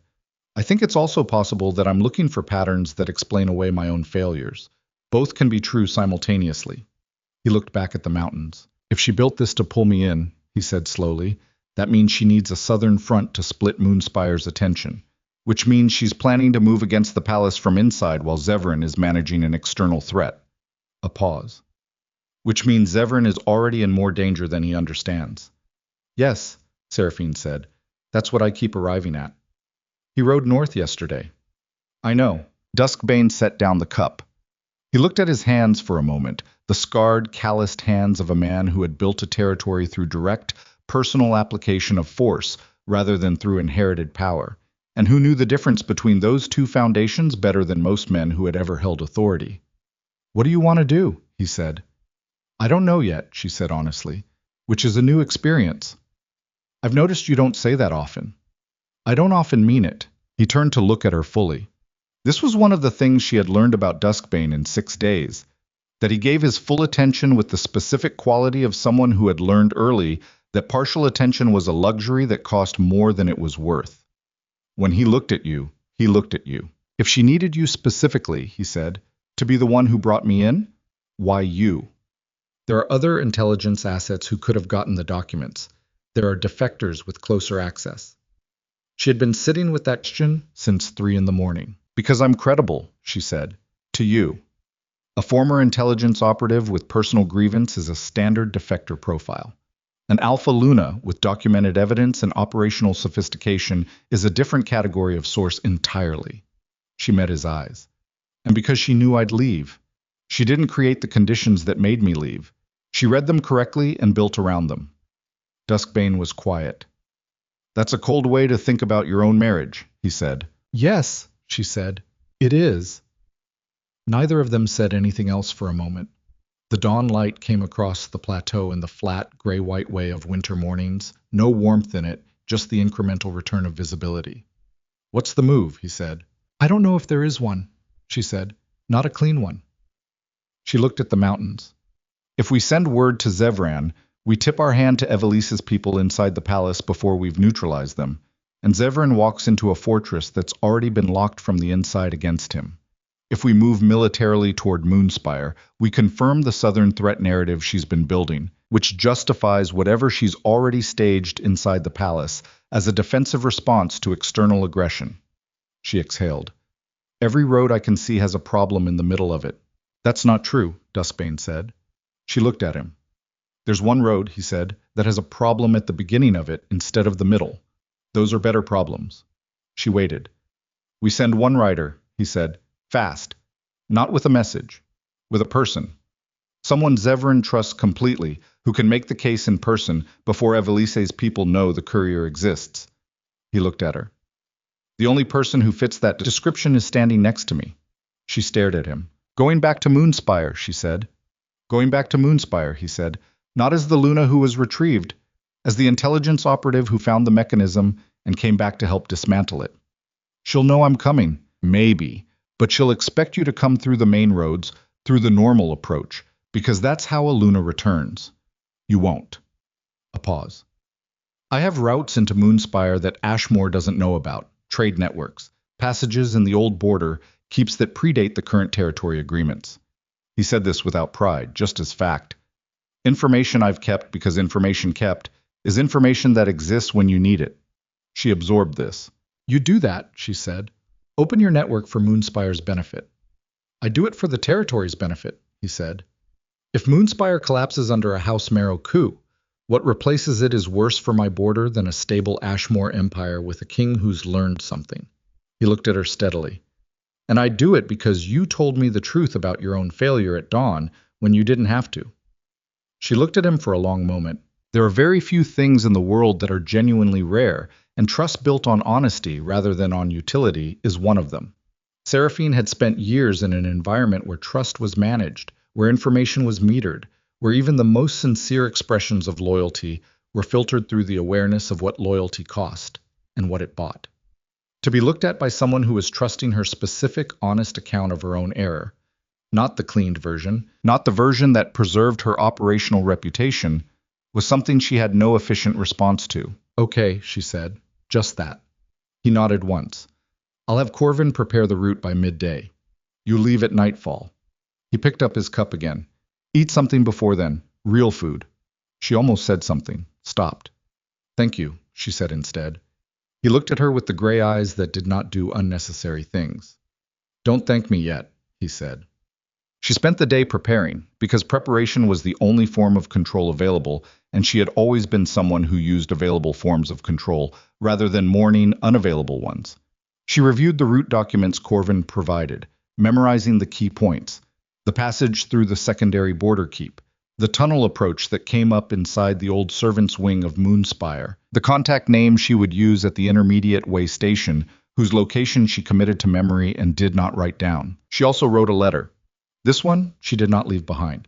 She wrote it, read it once, folded it, and put it inside the lining of her coat at the chest seam, where it would stay against her body and be the last thing to be lost. It was addressed to Dara. It said simply that if Seraphine did not return within 5 days, Dara should take Callum and use the northern safe passage Seraphine had identified on the second day. There was a route, she described it precisely, to reach the neutral territory of the Velthring provinces, where she had a contact who would give them both work and safe harbor. It said that Dara had been loyal beyond what loyalty required, and that this was not nothing, that it was in fact one of the most significant things Seraphine had experienced in the last year, and that she wanted her to know it directly, in words, because some things should not be left in the category of understood. She gave the letter to Dara in the afternoon, folded, with instructions not to open it for 5 days. Dara took it without asking questions. She had been a good handmaid. She was, Seraphine understood now, a good person, which was rarer. At the 9th hour, Corvin arrived with a dark traveling coat, a horse she had not seen before, compact, dark, built for distance rather than impressiveness, and the particular expression of a man who has organized something difficult on short notice and needs acknowledgement of the difficulty. "The way station contact," she said. "You trust them?" "My uncle's widow," he said. "Yes." Good enough. She was not taking Callum. She had thought about it and decided against it. One rider moved differently than two, and she needed the specific invisibility that came from moving alone, at night, through roads that required knowing exactly where to go without hesitation. Duskbane came to the outer gate. He did not make a speech. He was not the kind of man who made speeches at gates at night, which she was grateful for because she was not in a state to receive one. "The counselors," she said. "Zevran's 3 compromised men. If this goes wrong and Moonspire falls before you can position, Gareth should know that the most dangerous one is not Thornwick or Rael." "Who is it?" Duskbane said. "Aldrich Vane," she said.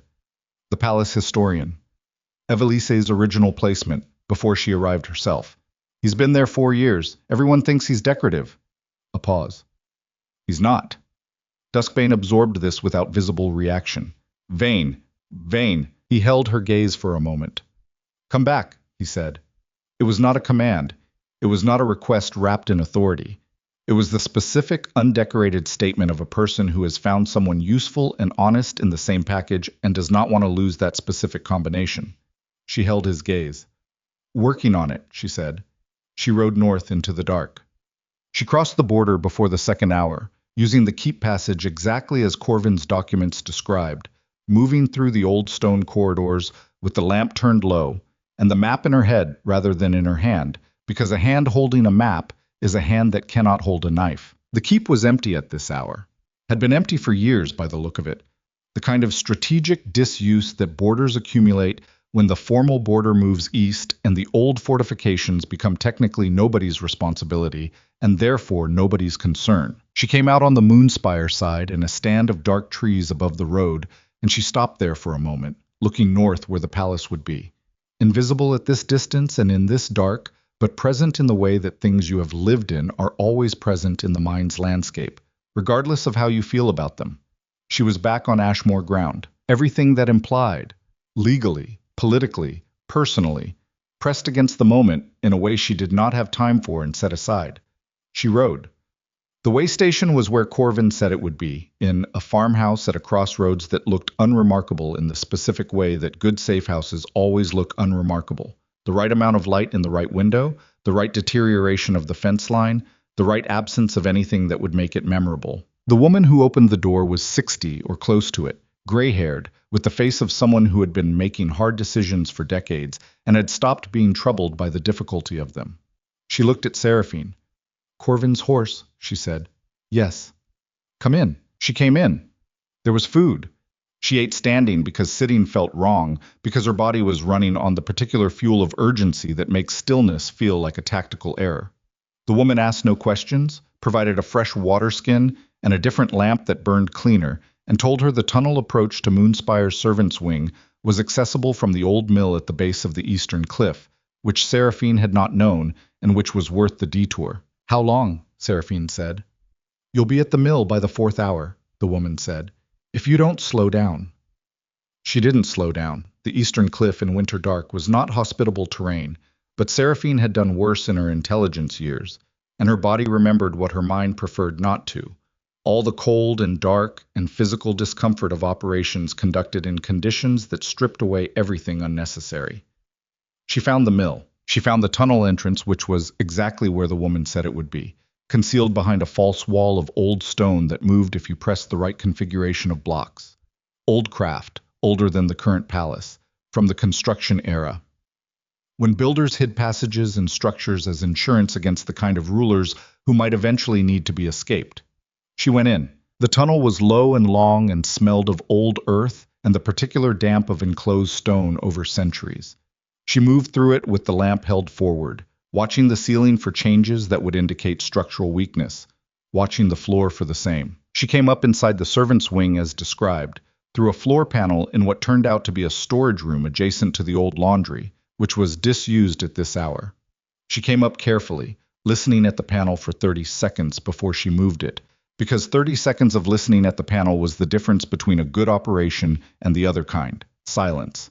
She emerged. The palace smelled exactly the way she remembered. Stone and candle wax, and the residue of all the fires that had burned in all the rooms for all the years of the building's life, accumulated into something that was not quite a smell and not quite a feeling. She was inside. She needed to reach the Alpha's chambers before dawn.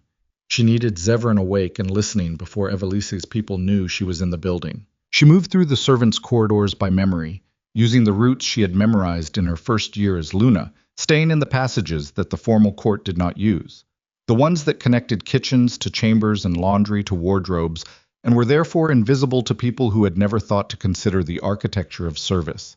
She was 3 corridors from the stairwell to the upper chambers when she heard the voices. She stopped, pressed herself against the wall. 2 voices, one of them familiar. Not because she knew the speaker well, because she had heard it once before, at 22 years old, outside a council chamber where she'd been waiting to present intelligence to a prior king. A voice she had stored in the category of people to watch, people whose surface and interior were not well matched. Aldrich Vane, the palace historian. She could not hear the words. She could hear the register. Low, urgent, and above all, calm in the specific way of someone who is in the middle of executing a plan and is neither surprised nor afraid. She moved forward to the corridor junction and looked. Vane stood at the far end of the passage with a lamp and a sealed document, and the look of a man who had been awake all night for reasons that were entirely his own, and who was in the process of delivering something to someone who was waiting just around the corner, in the direction of the upper chambers, the direction of Zevran's rooms. Seraphine's hand found the knife. She looked at the sealed document and at Vane's calm face, and at the direction he was heading, and she thought about what could be in a sealed document being delivered at this hour by the one person whose placement inside the palace had preceded Evelise's by 4 years, and who everyone thought was decorative. She thought about what that document might contain, what it might do if it reached its destination before she did. And she understood in the cold and the dark of the servants' corridor of her former home that she had arrived just in time to prevent something she had not yet fully understood, against a man who had been here longer than she had, in a palace that had been prepared for this night in ways she had not finished mapping. She had one opportunity, one chance to move before he reached the corner. She took it. She moved before the thought finished forming. That was the thing about years of field work. The decision architecture changes. The gap between perception and action collapses until there is almost nothing between seeing and doing, and what fills that gap is not courage, exactly, but the accumulated trust of a body that has been trained to act correctly under pressure and knows it. Seraphine covered the distance to Vane in 6 steps. She came from behind and to his left, which was the approach that minimized his reaction window, and she had the knife at his throat and her left hand controlling his document arm before he fully registered the sound of her footsteps. The lamp tilted in his grip, threw wild shadows against the corridor walls, steadied as she locked his wrist. "Don't," she said, quiet, absolute. Vane went still. I was not a fighter. She had assessed that from the first account she had read of him. The palace historian who had spent 4 years cultivating the specific harmlessness of the intellectually absorbed, the man who moved through court without friction, because friction requires edges, and he had spent 4 years carefully removing every visible one. But the stillness now was not the stillness of fear. It was the stillness of a man recalculating, which was more dangerous. "Lady Seraphine," he said. His voice was precise and entirely controlled. "This is a significant escalation." "Where's it going?" she said. "I beg your—" She tightened the knife. Not enough to cut. Enough to communicate that cutting was the next available option, and she had no particular objection to it. "The document," she said. "Who receives it?" A pause that lasted exactly long enough to tell her he was deciding what to give her, rather than deciding whether to give her anything. "The Alpha King's Night Steward," he said. "Routine correspondence. At the 4th hour of the morning. Urgent matters don't observe schedules." She took the document from his hand. He did not resist, which told her he had already calculated that resistance was less useful than whatever came after compliance. She moved him against the wall with the knife still present, held the document up to his lamp, and broke the seal. She read it. It took her approximately 15 seconds to understand what she was reading, and during those 15 seconds, the quality of her concentration was the kind that does not permit peripheral awareness. She was entirely inside the document, inside its structure, inside the specific and surgical intelligence of whoever had written it.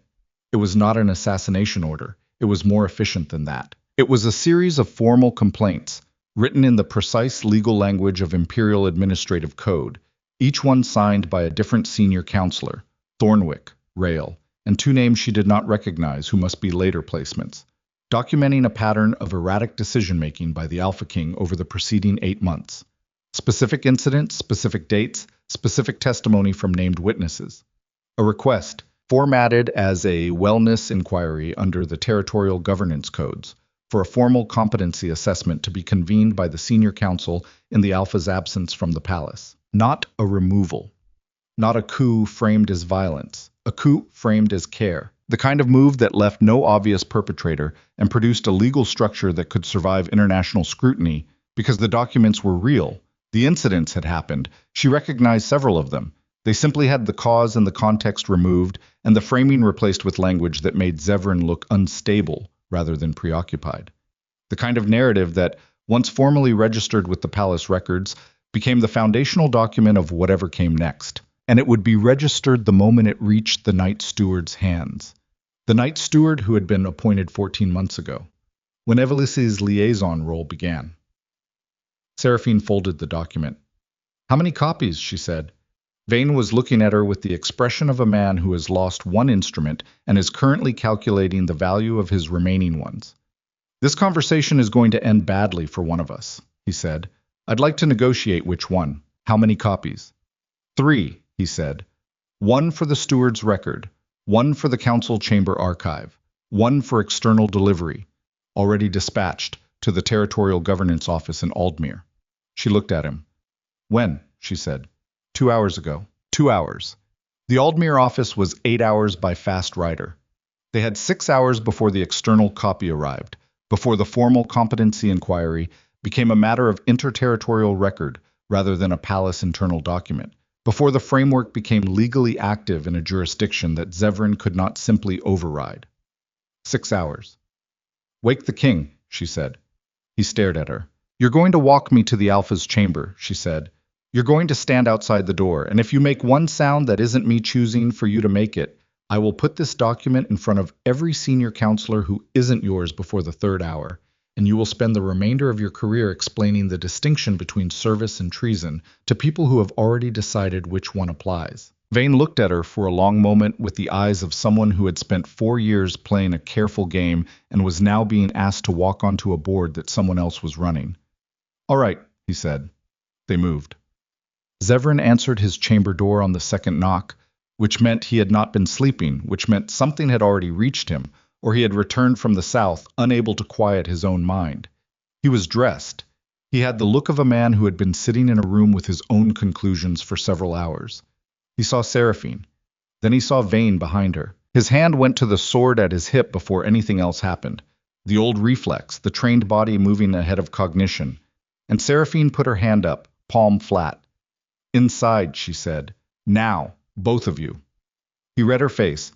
Whatever he found in it overrode the sword impulse. He stepped back. They went in. She put the document on the desk.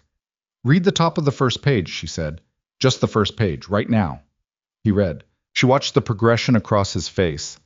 Not a simple progression, not the clean arc of a single emotion, but the layered movement of a man encountering something that requires him to revise multiple things simultaneously. First the surface reading, the formal language registering its stated purpose. Then the names. Thornwick, Rail, the recognition of familiar signatures on an unfamiliar kind of document. Then the dates, the incidents, the testimony, and the growing understanding of what function each element served. He set the document down. He looked at Vane. Vane had the particular posture of someone who has decided that extreme stillness is currently their best available strategy. "Aldrich," Zevran said, 1 word, the historian's name, set in a register that had nothing performative in it, not royal authority, not controlled anger. The genuine sound of a person confronting a specific, personal betrayal from someone they had never thought to suspect. "How long?" Zevran said. Vane looked at him with the careful eyes of a man who was calculating the precise truth-to-protection ratio of every available answer. 4 years, Seraphine said. Zevran looked at her. He was placed before Evelise arrived, she said. He's the original structure. She built on what he established. She held Zevran's gaze steadily. He's been here longer than me. The implication of that landed the way she intended, not as an accusation aimed at Zevran, but as a statement of the operational sophistication of what had been built inside his palace while he was running his empire. The understanding that the breach was not recent, that it had been patient. The most devastating betrayals are not the ones that arrive suddenly. They are the ones you discover have been present for years, quiet and unremarkable, wearing the face of ordinary loyalty. A king who has conquered 5 territories and read 1,000 faces learns to trust his own assessment of people. He has to. The alternative is paralysis. And when that trust is exploited specifically and deliberately by someone who understood the assessment process and designed a presentation to pass it, what breaks is not just trust in the individual. What breaks is the instrument of trust itself. The thing that allowed him to make decisions quickly and with confidence. The internal calibration that has kept him alive and effective for 20 years. Zevran stood very still behind his desk, and the stillness had the quality of someone in the act of losing something large and deciding how much of that loss could be permitted to show. "External copy," he said. His voice was controlled again. The king's voice. "Already dispatched." "Yes," Seraphine said. "Aldmir." "Yes." 6 hours. "Approximately." He looked at Vane one more time. Then he moved to the door and opened it and spoke to the guard outside. 2 brief sentences, the guard's posture changing immediately in the way that bodies change when they receive an absolute instruction from absolute authority. The door closed. "Vane stays in this room with 2 guards until I say otherwise," Zevran said, turning back. "Callum." He stopped, looked at her. "Callum isn't with you." "He's in Duskbane's fortress," she said. "I came alone." Something moved through his face. "You rode from the south alone," he said, "at night. Through the old keep passage, Corvin's network. Duskbane's," he stopped again. "Reset. You used Duskbane's network to get back into my palace." "Yes." I was looking at her with an expression she could not immediately categorize, which was unusual. She had spent 3 years learning the full inventory of his expressions. This one was new, or it was one she had not seen in long enough that it registered as new. "Why?" he said. "Not asking about the route. Asking about the fact of the return itself." She held his gaze. "Because there's a document in Aldmir that needs to be countered by morning," she said. "And because whatever else is true, you are still the better outcome for this empire than what Evelise Marrow builds in your place." A breath. "And because I needed to be the one to bring it. Not for you, for what comes after." He was quiet. "For what comes after," he said. "The empire survives this. But it only survives it correctly if the people who fought for it are visible in the surviving." She met his eyes. "I'm not here to be your Luna. I'm here because the alternative to you is worse, and because I know how to stop it, and you need me to be the one who does." It was the most honest description of the situation available, and she gave it to him without softening because he was the kind of man who could receive honesty and who would trust varnish less than the raw surface beneath it. She watched him receive it.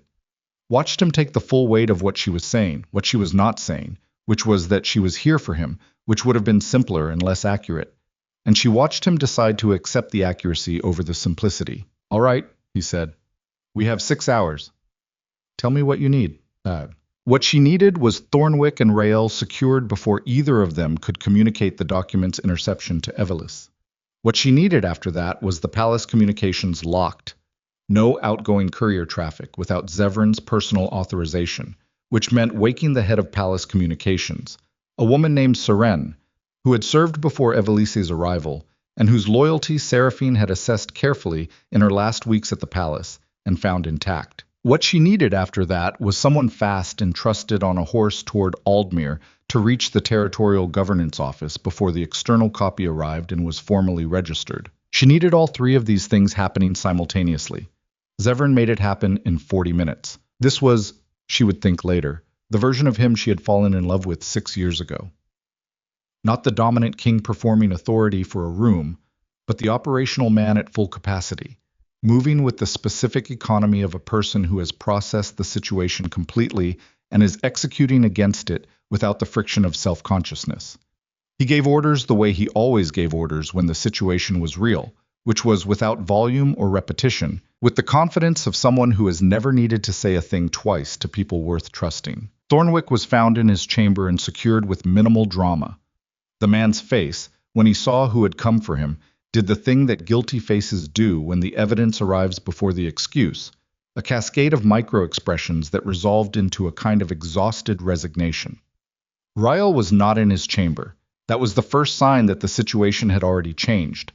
Ryle was not in the palace. The night gate log showed him leaving at the second hour with a travel authorization that bore Zevran's seal, forged, as Seraphine confirmed immediately from the pressure variance in the wax impression, but forged well enough to have passed the gate watch in darkness. He had been gone for 2 hours. He could be anywhere on the northern or eastern roads by now. He knows the interception happened, Seraphine said. How? Zevran said. She thought about it for 3 seconds. Vane had a contact signal, she said, before I reached him. Something passive, a lamp position, a door left a specific way, something small enough to be invisible unless you were watching for it specifically.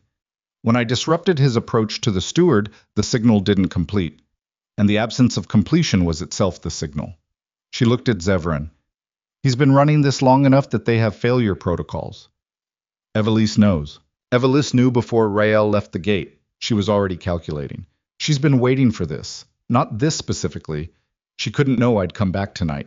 But she's been waiting for the operation to be compromised. She has a contingency. She looked at Zevran directly.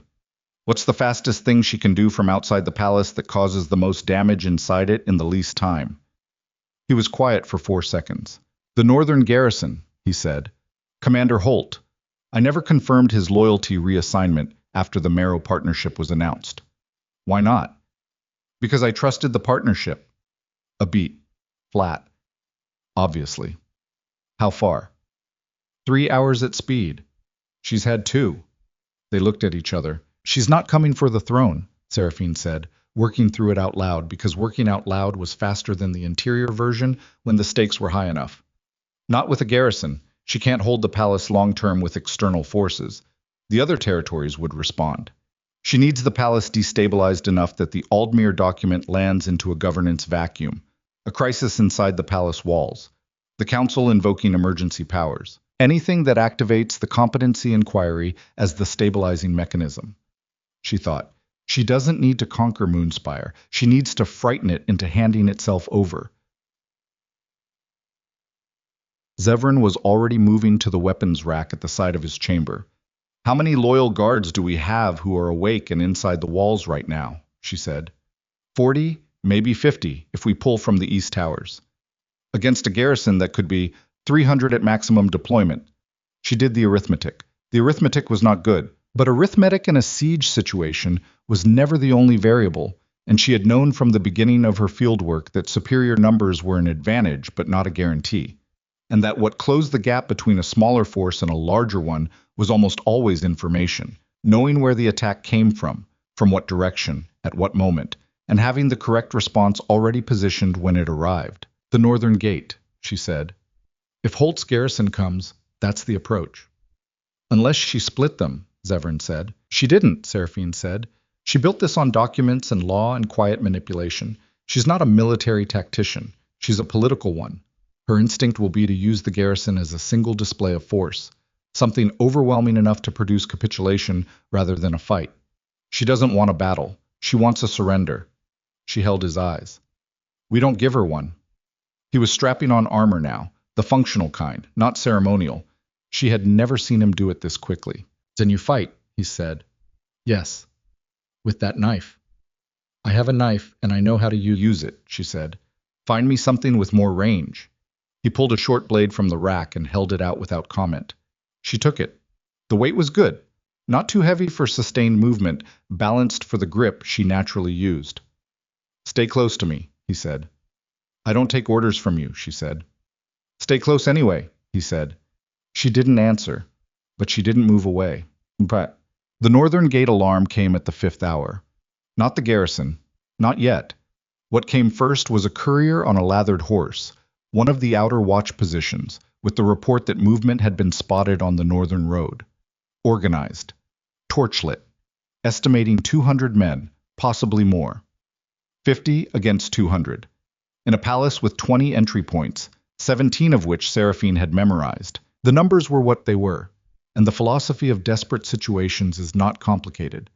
When the mathematics say you cannot win by conventional means, the only available path is to change the terms of the contest entirely. You cannot outfight 200 with 50 in a straightforward engagement. But a straightforward engagement is not the only kind. A palace is not a field. It is a terrain with walls and corridors and points of control, and a smaller force that understands its own terrain with absolute precision can hold positions that a larger force cannot efficiently overwhelm without accepting an attrition cost that changes the political calculation. Seraphine knew every corridor. She knew them better than Holt's garrison, which had been stationed 3 hours north for 4 years, and had no reason to have studied Moonspire's internal architecture. She knew them better than Evelise, whose access to the palace had been through the formal court spaces, the council chambers, the reception halls, the performative architecture, not the functional one. She put this to Zevran in 60 seconds, standing in the courtyard with the cold air and 43 guards assembled around them, and the distant torchlight of 200 soldiers visible now on the northern road. The East Corridor Junction controls access to the throne room, the council chamber, and the upper residential wing simultaneously, she said. 1 position, 3 approaches. 12 men hold it effectively against any force that doesn't want to accept heavy casualties, because the corridor geometry means they can only come in single file. She was drawing it in the air with her hands, the way she had drawn maps in intelligence briefings, and the guards were watching her with the specific attention of people who understand they are receiving information that matters. The Western Hall gives access to the communications room and the armory, 8 men there. The remaining 23 on the northern gate itself, not to stop the garrison from entering because we can't, but to slow the entry long enough that the gate position becomes a negotiating point rather than a breach. You want to let them in, one of the guards said. Young, 20 at most, the look of someone who had gotten to the middle of their first real crisis, and was finding that training was a different thing from the event. I want them to be inside the walls but not in control of the palace, she said. There's a difference. Inside the walls, they're subject to palace law. Outside the walls, they're an invading force. Inside the walls, with no control over the key positions, they're a political problem that can be negotiated. Outside the walls that become a breach, they're a war. She looked at Zevran. If they breach the gate in force, every territory reads it as Holt declaring against you. If they enter and find the palace positions held, and you standing in the throne room with the council, unable to convene because the chamber is locked and the competency document hasn't been formally received. Evelise has no mechanism. She has a garrison that entered palace grounds and accomplished nothing legally actionable. Zevran looked at her for a moment. You've been planning this since the corridor, he said. Since the tunnel, she said. I had time. The torches on the northern road were closer. Move, he said to his guards, and they moved, because whatever else had changed, the voice of the Alpha King giving a tactical order in genuine emergency was not a thing that required repetition. She moved with them.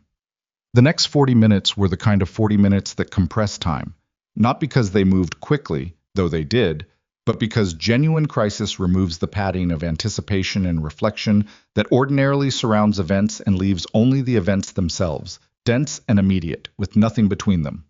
Seraphine took the East Corridor Junction with 12 guards, and she did not stand back from it. This was a decision she made consciously and for specific reasons. The guards were good men with real training and genuine loyalty, and they were, almost all of them, 23 to 30 years old. And what they needed in the first minutes of a held position was not someone managing from behind them, but someone demonstrating, with her body, that the position could be held. Fear in a defensive position is a contagion. So is its opposite. She stood at the front of the junction with the short blade in her hand, and she was afraid. She would not pretend otherwise, even to herself. But fear and incapacity are not the same condition, and she had known that since her first field operation at 24, when her hands had shaken on the equipment and she had used the equipment correctly anyway. The garrison came through the northern gate in organized formation exactly as she had predicted. 200 men moving with the discipline of a real military unit, not a mob, which meant Commander Holt was present and in control and had been given specific instructions rather than a general order. That was important. It meant someone had thought about what success looked like from Holt's side of it, which meant the instructions were probably to reach specific positions rather than to simply overwhelm, which meant there was a hierarchy to the objective. She thought about what the top of that hierarchy was. The council chamber. The competency document needed formal convening of the senior council to activate. The document in Aldmere would trigger an inquiry, but the inquiry required a quorum of senior councillors to proceed. If Evelysse's people could convene a quorum inside the palace under garrison presence, not coercion, technically, just presence, which was the difference between legality and its appearance, she moved, not away from the junction. She put Fen, the young guard, the one who had asked the question about letting them in her position at the front, and she put her hand on his arm for 1 second. "Don't let them through," she said. "Stall. The moment they start negotiating, they've already lost this position and they know it. Don't let them stop negotiating." "Where are you?" She was already moving. The council chamber was 1 minute away at running speed through the servants' corridors. She knew 2 ways to get there that the garrison did not know existed. She took the faster one, which required going through the cold space behind the east wall, a passage so narrow that she had to turn sideways in 2 places, the stone pressing against her front and back simultaneously, the lamp left behind because there was no room for it. She came out into the council antechamber and she was breathing hard, and her hands were cold, and the blade was in her grip, and the room was not empty. Evelise Marrow was standing at the council chamber door, with the 3rd copy of the document, and 3 men behind her who were not palace guards. They looked at each other across the length of the antechamber. This moment, and it is worth looking at it plainly, without the distancing of narrative convenience, was not what stories usually prepare people for. In stories, the confrontation between 2 adversaries arrives with the weight of everything that preceded it, the accumulated tension releasing into a scene that feels proportional to the buildup. In reality, the confrontations that matter most often arrive in rooms that are not staged for them. In antechambers, in corridors, in the wrong light. Undignified in their circumstances, if not in their stakes. Evelys looked at Seraphine with an expression that was several things at once. There was surprise in it. Not much, she was too composed for much, but enough to confirm that Seraphine's presence here, now, was not inside the contingency she had planned for. Seraphine coming back to Moonspire tonight was not a possibility Evelys had built around, which meant that somewhere in the architecture of this woman's plan, Seraphine had found the one gap. There was also, beneath the surprise, something else. Something that looked briefly like respect, which was more dangerous than contempt would have been. "You came back," Evelise said. "Give me the document," Seraphine said. "No." Simple. No performance in it. "This ends here, Evelys." "Does it?" The woman's voice was as composed as her face. "I have 200 men in this palace. I have a legal document that, once registered, initiates a governance process that even the Alpha King cannot simply override. I have 3 years of preparation." She looked at Seraphine with the clear, assessing look of one intelligent adversary taking the measure of another. "What do you have?" Seraphine looked at her. The 3 men behind Evelys were moving. The blade was in her hand. And from the corridor behind her came the sound of boots, more than 1 set, coming fast.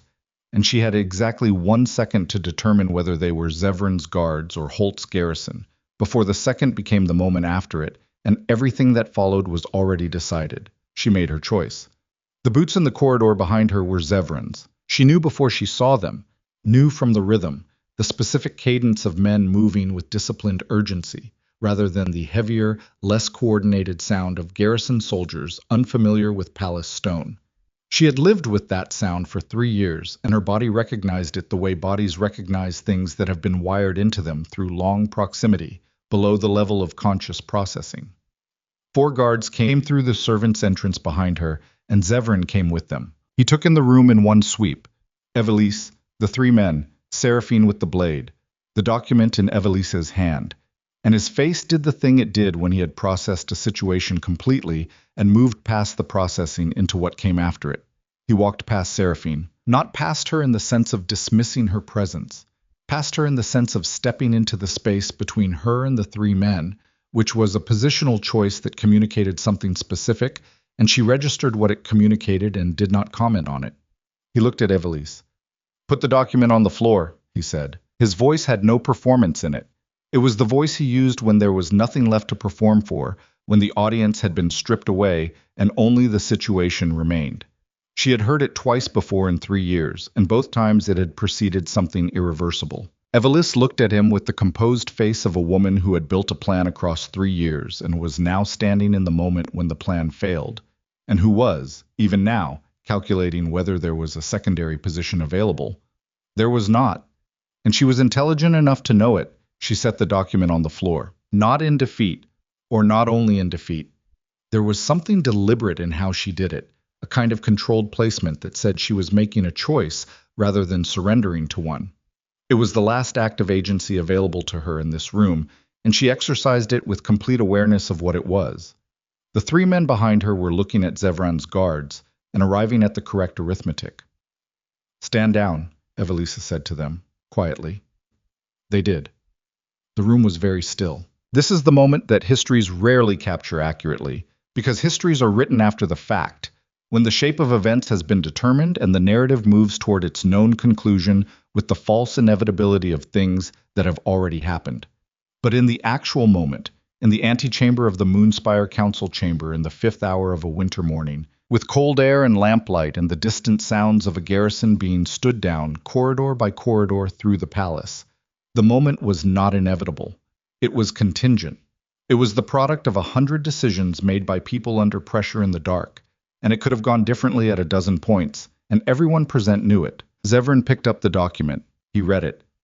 Seraphine watched him read what had been prepared about him. The incidents reframed, the testimony reshaped, the administrative language that had been built to make a capable king look like a liability. She watched him read what 4 years of patient preparation looked like when it was finally assembled into its finished form. He folded it. He put it inside his coat. Then he looked at Evelise for a long moment, and whatever the content of that look was, it was not the look of a man in the grip of rage. Rage would have been simpler. What was in his face was the specific expression of a person confronting the full cost of their own choices. Not only the external cost, the garrison and the documents and the breach, but the interior cost, the years of misplaced attention and misread trust, and the slow erosion of the thing that had actually held his empire together, which had never been his military capacity or his political acumen. It had been the woman standing 6 feet to his left with a blade she had carried through a tunnel alone at night to come back to a palace she had left. He understood that now. The understanding had arrived too late to be a correction. It had arrived at exactly the right time to be a lesson, which is a harder thing to receive because lessons do not restore what was spent to buy them. "Take them," he said to his guards. They took them. Commander Holt stood down at the northern gate when the word reached him that Evelise Marrow was in custody and the council document had been recovered. The standing down was not immediate. It had the specific friction of a military commander recalculating allegiance in real time, which is an uncomfortable process that takes longer than orders given in advance. But it happened. 200 garrison soldiers in the outer courtyard of Moonspire at dawn, weapons grounded, waiting for instruction that was not coming from the direction they had expected. Zevran met Holt in the outer courtyard personally. Seraphine stood at the upper window of the east corridor and watched. She did not go down for that conversation, because it was not her conversation to be part of. What happened between a king and a commander who had been 2 hours away from acting against him was a specific kind of reckoning that required a specific kind of privacy. Not secrecy, but the privacy of 2 men working through something that would define the terms of whatever came after it, and that work was Zevran's to do. She watched Holt's posture as Zevran talked, watched the commander's body move through its own reckoning, the initial rigidity of a man waiting for punishment, then something more complex as the conversation extended, as whatever Zevran was saying reached him and required genuine response rather than just endurance. She did not know what was said. She knew that Holt did not leave the courtyard in chains. She knew that was a choice, and the choices about what to do with men who came close to the line but did not cross it were the choices that determined what kind of empire came out of the other side of a night like this one. She turned from the window. Dara was in the corridor behind her, having arrived at some point in the last hour, through means that Seraphine did not ask about and that Dara did not explain. She was simply there, the way she had always been simply there, with the particular steady presence of a person who has decided that loyalty is not conditional on circumstances being manageable. "You're bleeding," Dara said. Seraphine looked at her left arm. She had not noticed. One of Evelise's 3 men had connected with something during the first 30 seconds of the antechamber confrontation. She had no clear memory of it happening, which was normal for the kind of focused action where the body operates ahead of its own awareness. Not deep. The sleeve of the borrowed coat was dark with it. "I know," she said. "Sit down." "In a minute." "Sit down now," Dara said, in the voice she used when she had decided that deference had a limit. "The Empire will still be here in 10 minutes. Your arm might not." Seraphine sat down. Dara worked on the arm with efficient, unsentimental care, the way she did everything. Not without feeling, but with the feeling subordinated to the practical requirement of the moment. Seraphine watched her work and felt, in the exhausted clarity of a person who has been running at full capacity for 30 hours, something that she would not have called gratitude, because gratitude seemed insufficient. Something more like the recognition of a debt that could never be repaid with any currency that she had, and the decision to acknowledge it anyway. "Dara," she said, "hold still." "I need to say something." Dara paused, looked up. "You didn't have to come back," Seraphine said. "When I left, you could have stayed. Your position here was—" "I know what my position was," Dara said. "Hold still." She finished the bandaging in silence. When she was done, she sat back and looked at Seraphine with the direct, undecorated expression that she had always had, and that Seraphine had sometimes taken for granted in the years when she had too many other things demanding her attention. "You would have done the same," Dara said. "I don't know that." "I do." She stood. "There's food in the East sitting room, real food. Go eat it." Seraphine went. She found Zevran in his study at the 7th hour, when the day had fully arrived and the palace had arrived with it.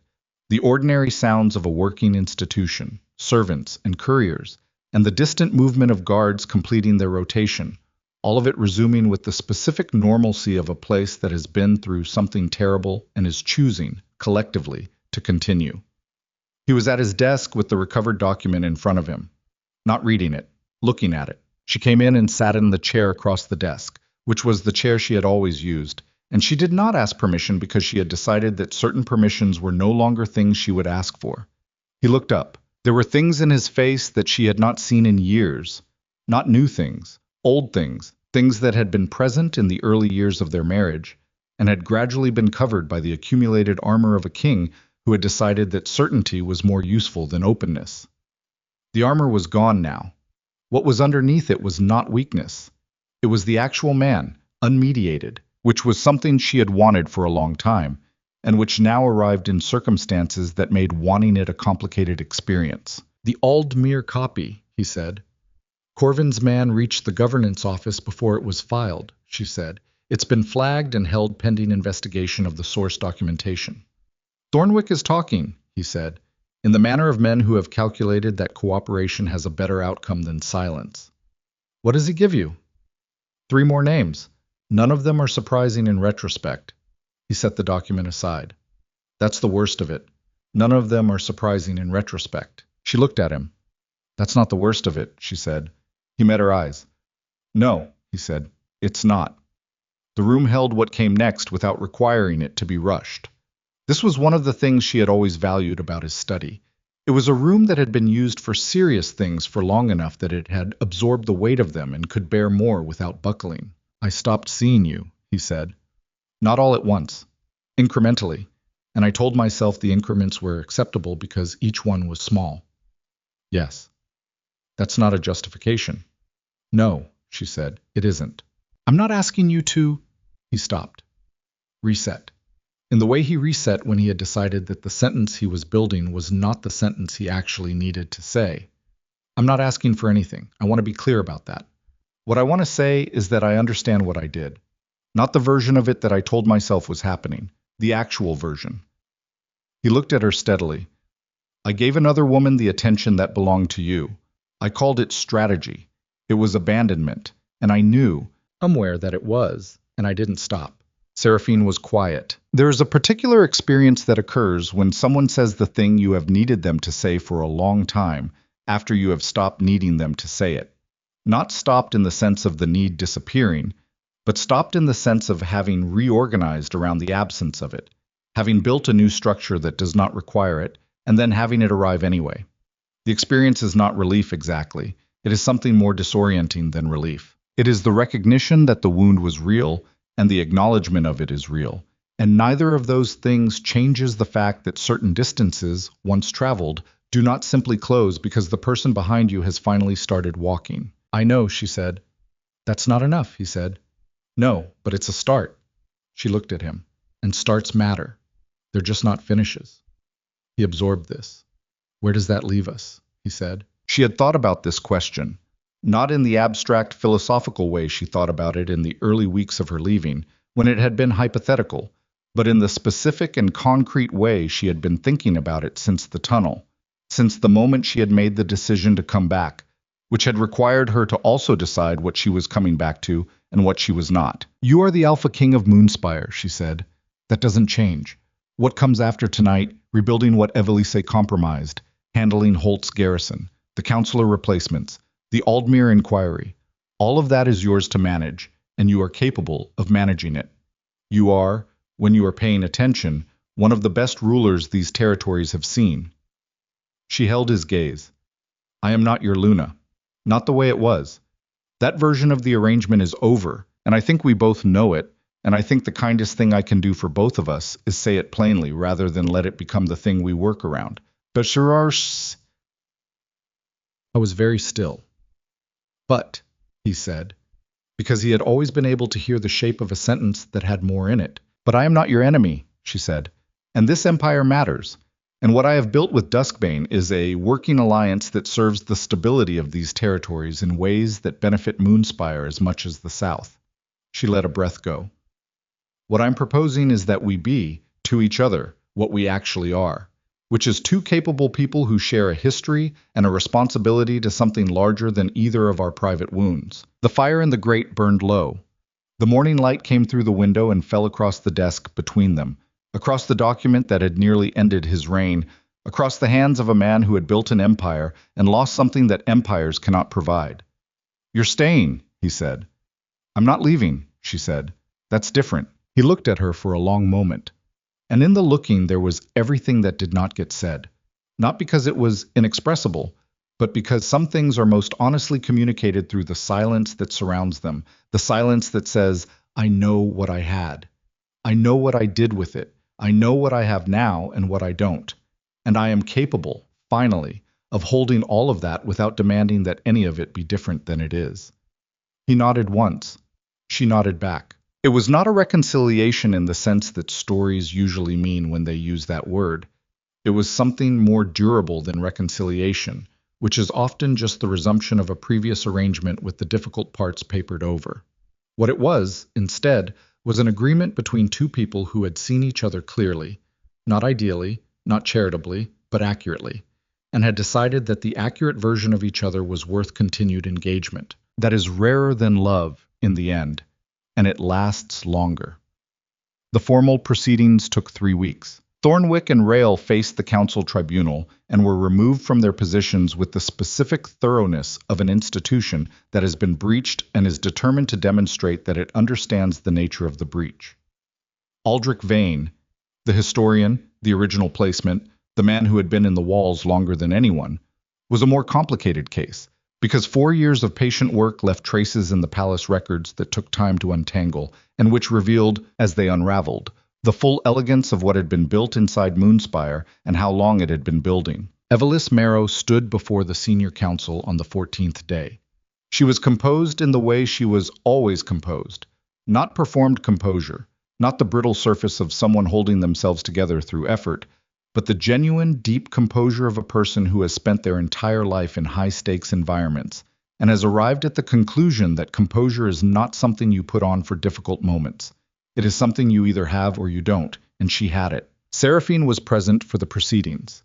Not as Luna, she had declined that title in the formal sense, and Zevran had accepted the declination without argument, because he had finally understood that certain things cannot be titled back into existence once they have changed their fundamental nature.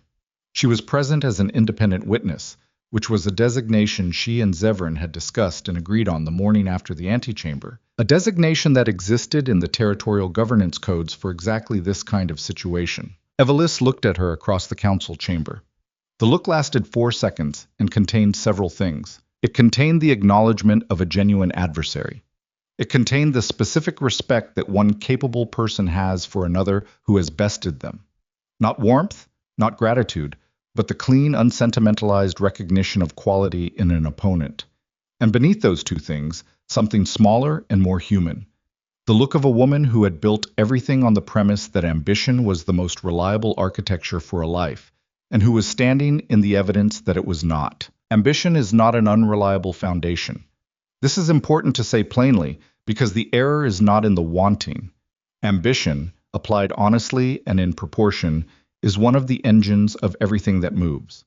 The error that Evelis Marrow made was not in wanting power.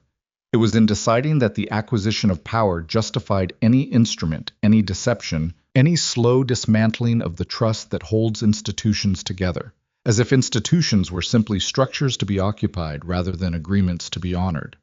As if the throne were the point rather than what the throne was supposed to do. Power taken through the slow corruption of what others trust you with is power built on foundations that you have simultaneously destroyed. You cannot occupy a position of trust that you have hollowed out. You can sit in it, briefly, but you are sitting in the ruins of the thing you wanted, and the ruins do not hold. Evelis was sentenced to permanent exile from the 5 territories and the dissolution of House Marrow's political standing within the empire. Her financial extractions were to be repaid from the house's assets over a period established by the tribunal, the specific number going directly into Duskbane's territory's administrative fund. She accepted the sentence without visible reaction. She left the chamber the way she had entered the council antechamber, with the controlled placement of a person making a choice rather than enduring one. Seraphine watched her leave. She did not feel triumph. She felt the specific, complicated relief of a situation that has been fully resolved, which is not the same as satisfaction, because full resolution often means confronting the cost of the process as well as the outcome. It had cost her 3 years. It had cost her the version of her marriage that she had believed she was building. It had cost her months of cold roads and borrowed coats, and the specific loneliness of operating without the support structures she had taken for granted. She would not say those costs were worth it, because worth it implied a transaction, and her life was not a transaction. It was a sequence of choices, some of them correct and some of them not, and what mattered was not the balance sheet but the direction. Whether the choices were moving her toward something true about herself or away from it, she was moving toward it. That was enough. She left Moonspire for the south on a clear morning 3 weeks after the tribunal. Not in secret this time. Not through tunnels or border passages in the dark. Through the main gate on a horse Zevran had given her. A good horse, fast and dark, with the quality of something chosen carefully rather than assigned, with Dara beside her and Callum 3 lengths back. Zevran stood at the gate. He did not make a speech. He was, she had always known, better at actions than speeches, and what he had done in the 3 weeks since the tribunal was its own speech. The counselor appointments made with consultation rather than certainty. The governance review conducted with Duskbane's office through proper diplomatic channels. The public acknowledgement before the assembled senior court that the stability of Moonspire had been preserved in part through the independent action of its former Luna, framed in terms that gave her the credit without making the credit contingent on her return to title. That had been the hardest thing he'd done, she suspected, and he had done it without being asked. He stood at the gate and looked at her on the horse.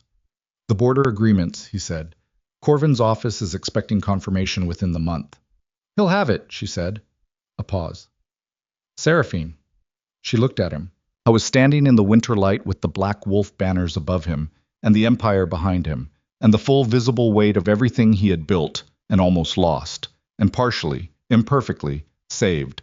And he looked like a man who had been through a fire and had emerged from it knowing, for the first time, exactly what he was made of. Not more than he had thought. Not less. Exactly what he was. There is a particular kind of wisdom that only arrives through loss, and it cannot be taught, and it cannot be accelerated, and it cannot be borrowed from the experience of others. It has to be lived through, personally, in the specific and irreplaceable way that your own life lives through things. Zevran Ashmoor was 40 years old, and he had conquered territories and managed courts, and negotiated treaties and done all of the external work of power with genuine competence. And he had not known, until the night his empire nearly fell from the inside, that the interior work was also work.